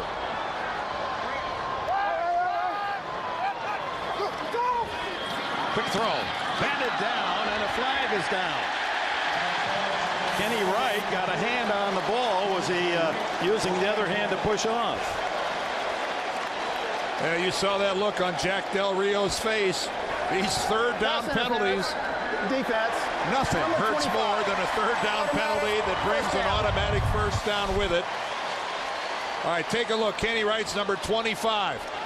You just can't reach in with your left hand like that and hook the arm, which is exactly what he did to Quincy Morgan. You can get a hit at the line of scrimmage. Yes, you're allowed contact within the first 5 yards, but you can't hook a guy and impede his progress as Morgan was trying to release to the inside. Good call, and it's a 1st down at the 20 for Pittsburgh. They convert on that 3rd down by penalty. And here comes Parker to the 10-yard line. Just as it appeared he had something big. Good hit made by Rashean Mathis. He not only can cover, he can tackle. Last 2 games, the Jaguars have been hit with 25 penalties for 217 yards. And they're up to 91 yards today. And there's Pittsburgh, the red zone, and let me tell you, they'll take 11 out of 16 touchdowns all the time. That's a 67% conversion ratio. That's darn good. And field goals the other 5 times, so they've been perfect. Inside to Parker. Thought we might see Jerome Bettis here. 3rd down now in a long 2. Henderson with that stop. Dick, you know, coaches don't even want to talk about field goals in the red zone. They want touchdowns, and when you're doing it 67% of the time, they're thrilled with that. Bettis is on the sidelines. We saw him warming up when we went to that last commercial, anticipating he might come in. Instead, it's Veron Haynes who replaces Parker. Second, now third down and 3, call it. And the handoff to Haynes, and he is caught in the backfield and tackled for a big loss. Marcus Stroud with his 6'6", 312-pound frame blocking the field, and Darrell Smith there to finish the job. Well, it's all about penetration, and that's exactly Marcus Stroud was playing football in the Pittsburgh backfield. What's a defensive tackle doing back there? And there's absolutely no chance at all for Haynes to get his body turned upfield. Great play by the two-time Pro Bowler. Here's Jeff Reed. He's missed only 1 field goal in the last 29 attempts. Won the game in San Diego, and this a short shot, 29. And we have a tie game with 9:38 left, 17 all. The NFL on CBS is sponsored by the new Sprint, the official telecommunications service sponsor of the NFL. Wendy's, do great taste at a low price. Do Wendy's, do what tastes right. And by Under Armour Performance Apparel. We must protect this house.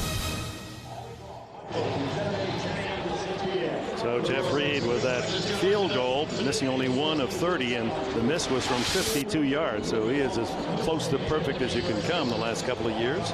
Tees it up, and Alvin Kierman, the rookie from Virginia, deep to return for Jacksonville. It's tied at 17, 9.5 to go. Kierman, son of a coach who coached at Colgate, Princeton, and Williams College, and can't do anything but kneel down on that long ripping kickoff from Jeff Reed. Amazing race Tuesday, folks. Watch teams compete on the world's largest racetrack. See why critics call the 3-time Emmy winner the Amazing Race a full-fledged hit. That's Tuesday night, CBS, America's most watched network. Well, that scoring drive by the Steelers has this crowd fired up. The defense down there imploring the crowd to get on their feet and give them a hand. That field goal has given the Steelers some energy. And that hurry-up offense worked for Bill Cowher to tie it up. Leftwich over the middle and complete to Reggie Williams, and he had the tight end Kyle Brady all alone deep. No one picked him up. Well, his first read is to Williams, who's going to flash right in front of it. And, of course, Williams, a big target at 6'4". And even though the coverage wasn't that bad by Ike Taylor, still a good throw, pitch and catch. 3 catches now for Williams. Second year out of Washington. He's got 50 yards. And now up the middle. Kierman tripped up, and he had a lot of room up front. Aaron Smith able to save a long gainer by getting that one big mid on his leg and tripping him down at the 34. Well, you're right about that. Take a look at this thing. Going to break right off the right guard, and that is a fabulous hole. But at the last minute, where Aaron Smith, along with Hampton and Von Oelhoffen, a really underrated 3-man group, and that was probably at least a 10-yard saving tackle by Aaron Smith. They show blitz, and here they come off the corner, and Leftwich is going deep and overshoots Jimmy Smith, but he was under pressure. And let's go to New York and Greg Gumbel for this update. All right, Dick, in Tampa, the Bucks attack on defense. Greg Spires sacks Gus Frerotte. Will Allen recovers the fumble, 33 yards and a touchdown. 2 Bucks touchdowns in less than a minute 40, 27-6 Tampa Bay. Well, the Buccaneers indeed, Dan, are playing like their Super Bowl year, aren't they? Yes, they are. Steeler fans on their feet, rooting for the defense for a stop. 2nd and 10 for Leftwich. Dumps it off. It's Kierman, and he dances to the 40, 4 yards short of a first down. Casey Hampton and Mike Taylor with a collaboration on the stop. Well, your biggest plays will come when the blitz is called and you have a screen run to that side of the blitz. This time Jacksonville's screen is called away from the blitz, and there are Pittsburgh defenders to that side of the field. And while it is good positive yardage, that's just one of those luck of the draw deals. If that screen would have been called to the left, that would have gone for big money. 3rd and 4. 3 wides.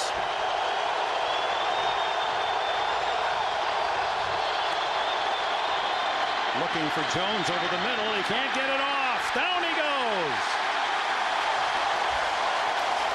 Blitzburg finally arrives here in the 4th quarter. Their 2nd sack. Well, that was more Coversburg than Blitzburg, because Byron Leftwich had all sorts of time in the pocket and could not find an open receiver anywhere.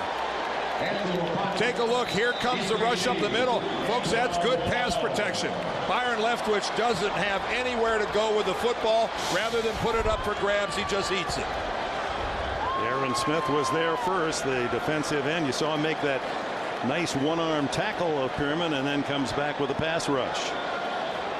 And meanwhile, Maurice Williams, the big tackle, right tackle of the Jaguars, slow getting up, and he leaves the field. Of course, if a lot of this crowd realized he played his football at Michigan, they might boo him pretty hard. Not a lot of love for Michigan in the state of Pennsylvania today. Boy, what a game. That was one of the many fantastic games. How about the SC Notre Dame final? UCLA Washington State last night. One of the best days of college football I can ever remember. West Virginia, homecoming coming back. Antoine Randall has 1 touchdown. Skips out of the hold of 1, a flag down, and finally Randall tackled by the rookie Gerald Sensabaugh out of North Carolina. Got a penalty flag down right at the contact spot. During the return, illegal block in the back, receiving team, number 81. 10-yard penalty, 1st down, timeout. Sean Morey ticketed, so Pittsburgh will begin at its 15.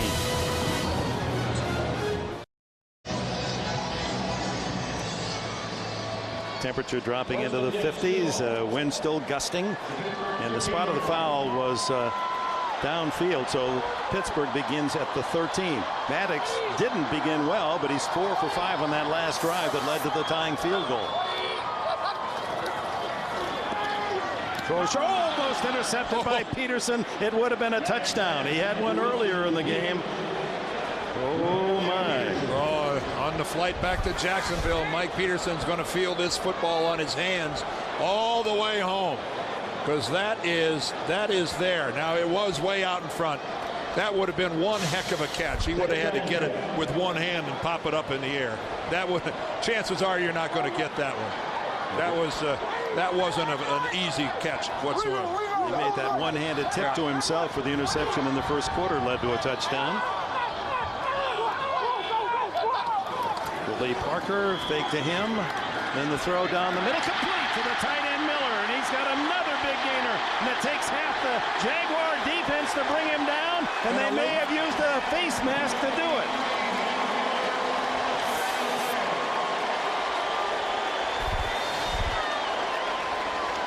Well, Heath Miller is having a coming out party today. This rookie making the tough catch. Look at that. All hands. Is that ball laid out in front of him? Defense, number 35. 5-yard penalty. And then there's 15 yards added on. Deke Cooper, number 35, gets the call. And again, a penalty moves the sticks even farther downfield. Now, I was anxious to see if the Steelers were going to go no huddle after that completion. Remember, they had no huddle success on the last drive. I'll be anxious to see if they go no huddle after this play. That's 313 yards in penalties against Jacksonville in the last 3 games. Parker to the 45, a gain of 2. Darrell Smith with the stop. Now they're going back to the huddle. I would really be tempted to stay in that no huddle. They were a totally different offensive team that last drive, where Maddox went 4 for 5. I think your point well taken too, that big defensive line of the Jaguars, even with the substitutions, was tiring. You know, no huddle doesn't mean you're burning off that much more clock, but I think it's a state of mind. I know there's only 6 minutes left in this game, but still, you had success, and you haven't had any otherwise. Maddox has to double clutch and then throw incomplete. Trying to hit Parker as a desperation dump off. Well, it's a lot to expect even from a veteran of Maddox's sort, that he could come off the bench after not really playing. He started the last game of last season, the last real action that he's seen, played a little in the preseason.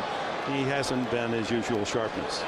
Ben Roethlisberger probably will be back next week based on how he talked about that knee injury. Remarkably not serious. It sure looked that way Monday night, didn't it? Well, next week they have to go to Cincinnati. Looks like that'll be a battle for first place. Maddox steps up and he's going to throw on the run and has his man, Quincy Morgan. It's good down at the 30 of Jacksonville. And Tommy Maddox this time on the move delivers a strike. Most of the times in this game when he has been forced from the pocket, the pass has been errant. This time on the run, it's a perfect pass to Morgan, who runs a nice pattern and sits on the sideline and makes himself a target. Yep, wave to your quarterback, and Maddox finds it. 26-yard play. Maddox to Morgan.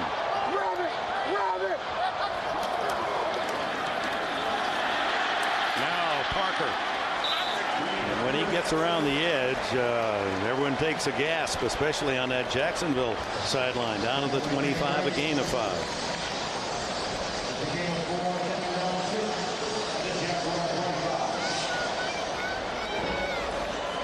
And we welcome those who have been watching the NFL on CBS elsewhere. Dick Enberg, Dan Dierdorf, Armin Katan. We're at Heinz Field in Pittsburgh. Tommy Maddox trying to rally the Steelers. They were down by 3. Long possession on the last try for Maddox to tie it at 17. And now they've driven deep into Jacksonville territory. The stuff by Adele of Willie Parker will bring up 3rd down and 5 for the Steelers. Ben Roethlisberger, there was some question as to whether or not he'd play this year after the injury on Monday night. He's recovered quickly. He thought he would play today, but he's the 3rd string quarterback. Heinz Ward, the 2nd all-time receiver in Pittsburgh history, 4 straight Pro Bowls. He's on the sidelines, first time in his entire football life, and it's up to Tommy Maddox and those who fill in to beat Jacksonville today. 3rd down and 7. Maddox caught from behind and looked for a moment he was going to lose the ball, didn't it? No, but he lost yardage. He lost a little bit of yardage back there because they were looking at about a 44-yarder before. And that's now going to make it even a little longer. Now it looks like it's going to go back to maybe about a 46 or 47-yarder for Jeff Reed. Reed 1 for 1 today, and 29 out of the last 30 has been Reed. He's just been deadly. This one will be 46. Gardocki, the punter, to hold, to give the Steelers the lead with 3:38 left in the game.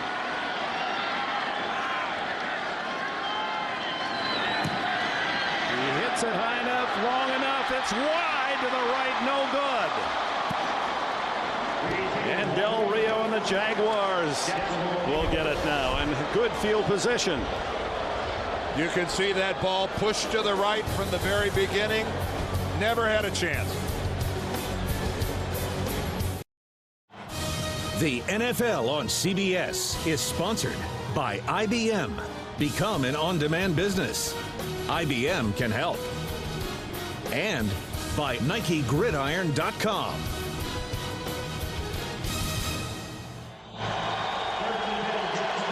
3:28 remaining. Jeff Reed missing from 46 yards, a rare no good from him, and with the miss, Jacksonville gets it at the 36-yard line.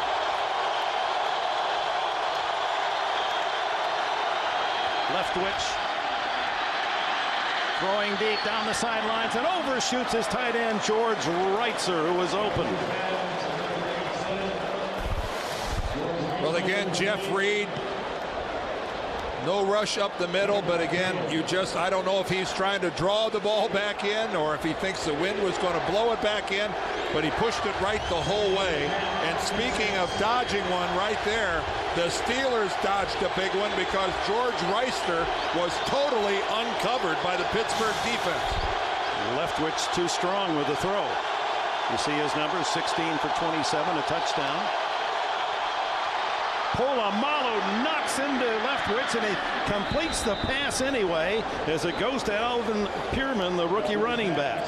Oh, did Polamalu. Folks, this is the definition of toughness, because you're staring right at him, because you're going to that side of the field, but you got to wait for your guy to come open. You have to hold the ball, wait for your guy to break. This is like you see that train coming, and you have no choice but to stand there and take it. And that train, 212 pounds at full speed. Don't tell me Byron Leftwich isn't a tough son of a gun. On first down, handed off inside to Pierman, then he swings outside and able to pick up a couple, but not much at all, as Larry Foote and Mike Taylor running with him. Well, all over the field is Troy Polamalu. This entire Pittsburgh defense is built around his skills, his ability to find the football. He's in on virtually every play for this Pittsburgh defense. He said he can't wait for Dick LeBeau to bring out the game plan, because it's built around him. He said, I just want to see the different areas of the field where I get a chance to make a play. A guy that never watches football on television. He said, I've never watched the game. Can you believe that? Leftwich can't believe no protection. James Harrison, subbing for the injured Clark Higgins, has his third sack of the year. And the third by Pittsburgh today takes us to the 2-minute timeout.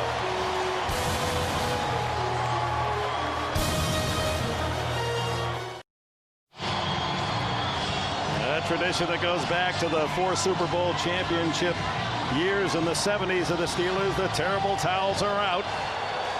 Jack Del Rio and his fighting bunch of Jaguars, they lost 25-23 2 years ago to Pittsburgh. They lost by 1 point, 17-16 last year. True to form, another tight game between these two teams that are 8-8 lifetime. Leftwich throwing deep, but no chance for Richie Williams, and he got hit hard again, and a flag goes down with it. Defense, number 91, blow to the head, 15-yard penalty. Wow. First down. That's all I can say. Aaron Smith getting called for a blow to the head on Byron Leftwich. And on 3rd and forever, a Jacksonville first down. Up the middle, number 91. Blow to the head. He hit him with the left hand in the face mask and the helmet. Can't do that. No, you can't do it. And wow, there are some penalties are bigger than others, and that one's off the charts. And Jacksonville very generous themselves throughout this game with penalties that have lengthened Pittsburgh drives and possessions. Gets the break this time at the 45 with the Steelers. And keep in mind, Jacksonville has only 1 timeout left. 1:55 to go. Leftwich almost falls. Throws to Kyle Brady, the tight end, for maybe a yard gain. Tumbles out of bounds, stops the clock. Now, Jack Del Rio, you have to look at him. Steelers and Cowher have had their great seasons in his 14 years. But Del Rio says in his 3rd season, we are turning the corner.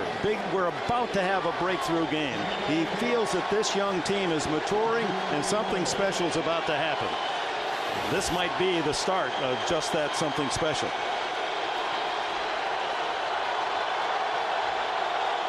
Leftwich in only 3 seasons has conducted 7 winning drives. 2nd and 9, throw incomplete. Pierman wasn't even looking for the ball, and Polamalu was Wimbush out of the backfield not looking, and Polamalu was looking for a sack. He was right in on the quarterback again. That's a rookie not recognizing that on the blitz to his side, he's got to break off his pattern and bring it in short and be a target for his quarterback. Wimbush is a rookie. Josh Scobie, his longest is 53. That's a Jacksonville record. There's the target line. Get to about the 36-yard line. They're on the 44. But that would be a 53 or 54-yard field goal. I don't think there's been a field goal in this stadium ever over 48. There hasn't. Leftwich guns it complete to the rookie Matt Jones, and Jones right at the sticks falls forward. First down, Jacksonville. Well, it's a tough assignment to keep a receiver who's 6'6", 230 pounds to keep him from not picking up another yard or 2 after the catch. And that's a tough assignment here, because Matt Jones actually catches this short of the first down. but it's a real struggle for Willie Williams to bring him down, and he picks up another 3 to 4 yards and moves the chains. Jones, the #1 draft pick out of Arkansas, where he was a quarterback. And now to give to Pierman, another rookie, and he has a couple of yards. Clock is running to the 1 minute mark. I don't think Jacksonville should feel comfortable in this range at all. They have 1 timeout left. Jacksonville. Scobie would be kicking to the tough end of the stadium, the open end, where the wind could be more of a factor. And the wind swirls here. It has been swirling all day. There's been a cold front move through. We've had gusting winds all day. And I would want at least another 10 yards if I'm Jacksonville. Clock keeps ticking. 34 seconds left.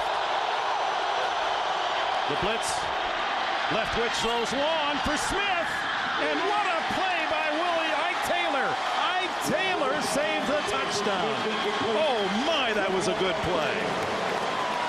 When that ball was about 10 or 15 feet from Jimmy Smith, I thought it was going to be a catch, because he's got a couple steps on Ike Taylor, and Ike Taylor at the last second, take a look at this, goes up and gets his right hand on the football and walks away a sure touchdown to the Jacksonville wide receiver.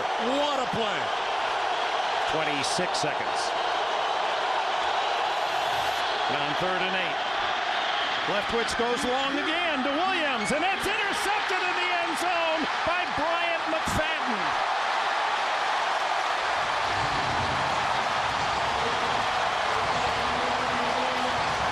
McFadden, the #2 draft pick this year from Florida State, has his first big league interception, and it comes in the end zone. Well, Pittsburgh came on the blitz, and Jack Del Rio and Byron Leftwich got what they wanted. They got single coverage. You get single coverage on a blitz, but Leftwich wasn't able to step into the ball. He's not able to really get into it. He's got his feet knocked out from under him. This thing floats on him, and McFadden just makes the catch. Wow, this game in the last couple of minutes has been insane. And we welcome those who've been watching elsewhere. The final seconds of this game in regulation will tick off.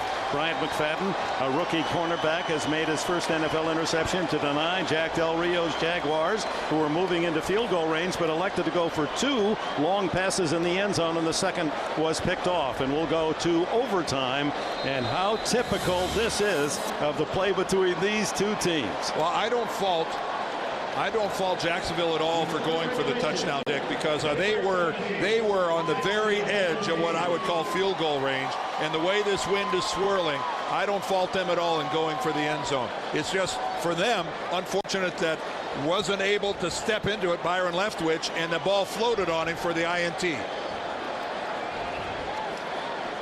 Welcome to our first game of this big doubleheader day on CBS. Dick Enberg, Dan Dierdorf, Armin Katan at Heinz Field before a sellout of 64,000. And we're about to go to the overtime period. Coin, heads, tails. What's your call, Jacksonville? His call is tails. Let's go heads. Let's go heads. It is heads. Pittsburgh won the toss. You want the ball? Well, the Steelers will get it first in this 17-17 tie. I have 2 words for Pittsburgh. No huddle. It worked earlier, but they didn't use it last time.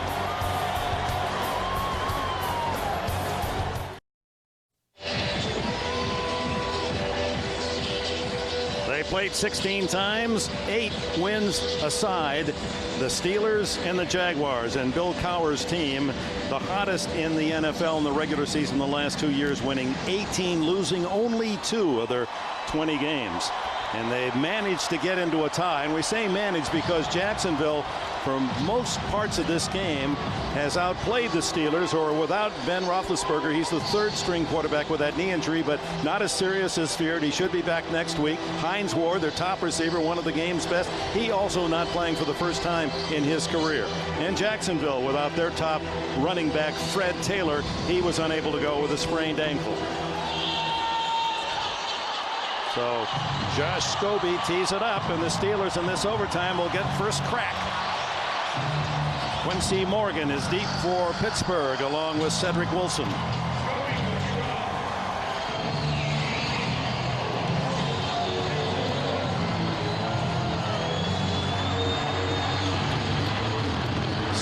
swings the leg, and it's deep.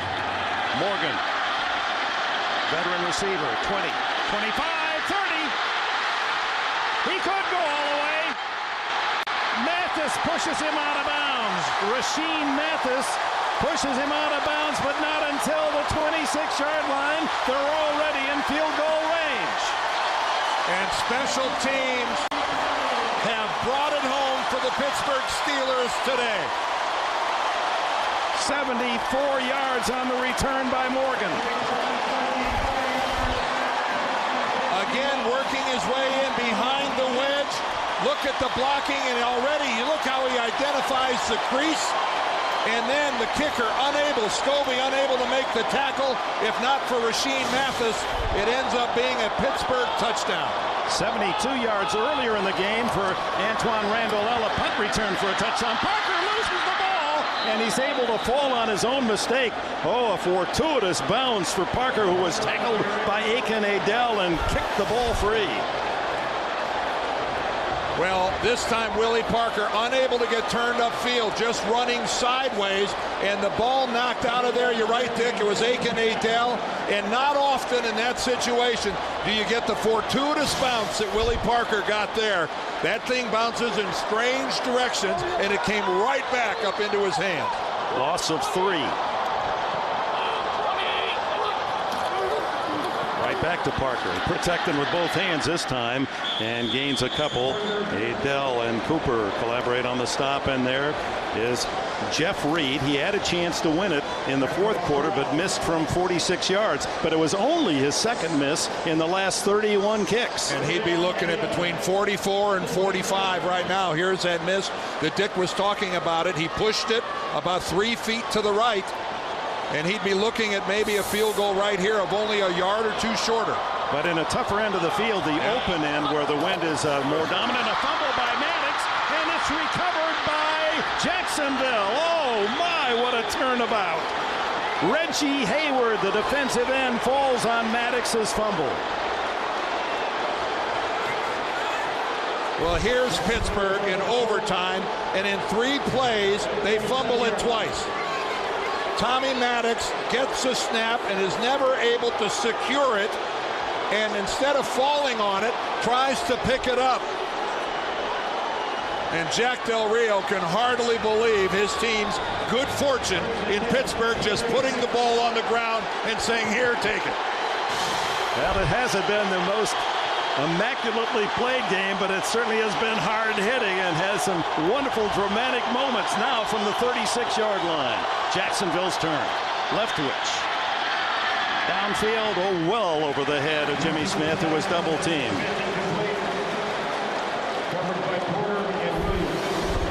Heinz Ward on the sidelines and cannot believe the Steelers wasting that golden opportunity. They were in field goal range. Well, how hard for a player like Heinz Ward to, for those of you that joined us late, a player who's never missed a game in grade school, junior high, high school, college, or the pros until the game today because of that sore hamstring. And we all know what a big playmaker he is. Empty backfield, and now it's to Jones, and he is hit for a loss by Willie Williams. That play not working at all as Matt Jones, used in a lot of ways. He is Jacksonville's answer to Slash.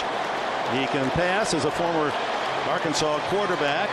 He's been made into a receiver, but who knows whether that was a pass play. Scobie hopes he gets a chance, but now the ball's back at the 29-yard line. They have to get all the way down to about the 34 of Pittsburgh. Well, and I think more importantly, trying to convert a 3rd and 17. This is where you just can't take a chance. It's not the end of the world to punt it away and let your defense have another shot. Is this Blitzburg coming? They're showing it. They rush 5 and a flag down. Yep, no play. False start for Jacksonville with all this noise. Prior to the snap, false start, offense, number 68, 5-yard penalty, 3rd down. That's going to make a 3rd and 22. 101 penalty yards for Jacksonville, well over 300 yards in the last 3 games. Well, I can tell you one thing. You get to practice a lot of things during the week. You don't practice 3rd and 22 from your end of the field in overtime. This is where you don't want to make a mistake.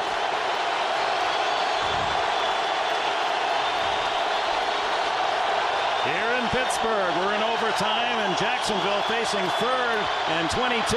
Leftwich airs it out deep for Reggie Williams, incomplete. Chris Hope and Bryant McFadden with the double coverage. There's McFadden, the rookie from Florida State, who intercepted a Leftwich's pass in the final minute of regulation in the end zone to deny Jacksonville the win. And here's the man who has kept Pittsburgh in the game, a 72-yard punt return for a touchdown in the second quarter that awakened Pittsburgh and this crowd when Jacksonville was dominating play. Chris Hansen, the left footer. Randall L. Finally tackled at the 23-yard line.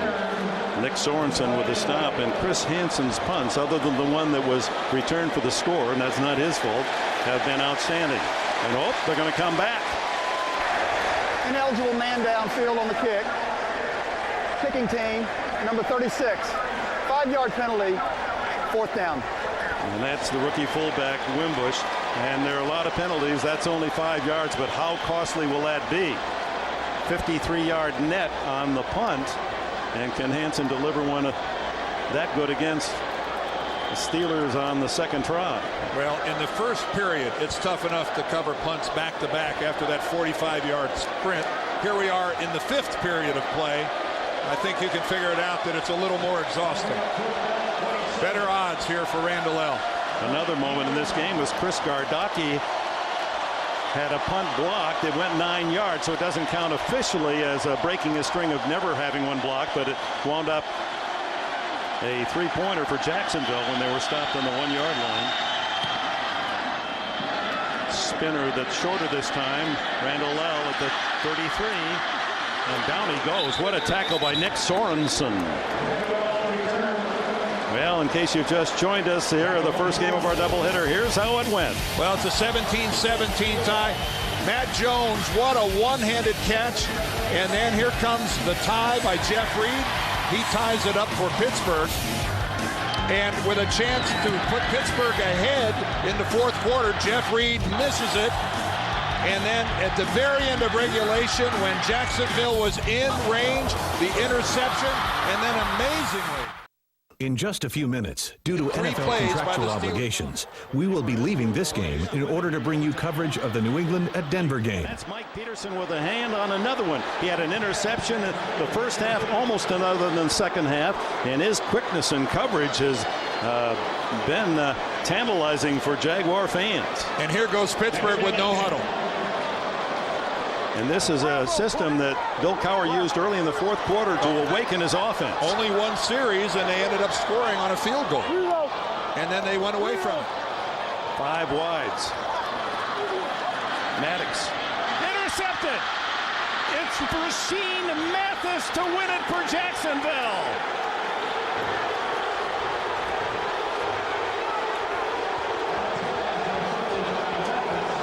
Mathis, who is maturing as one of the top cornerbacks in the league, wasn't seen by Maddox, darts in front of the receiver and has his first interception for a touchdown in the NFL, 41 yards. Tommy Maddox looking to the left of the field, comes back to Quincy Morgan. I can't explain what he saw or didn't see. Rashean Mathis is sitting there. He's only going to make a 2-step move to pick this ball off. Just another bad decision by Tommy Maddox, who had just about as bad a day as a quarterback could have. So for Dan Dierdorf and Armin Katayan, I'm Dick Enberg. Final score 23-17. Jacksonville in overtime. Stay tuned for the second half of our doubleheader. You're watching the NFL on CBS.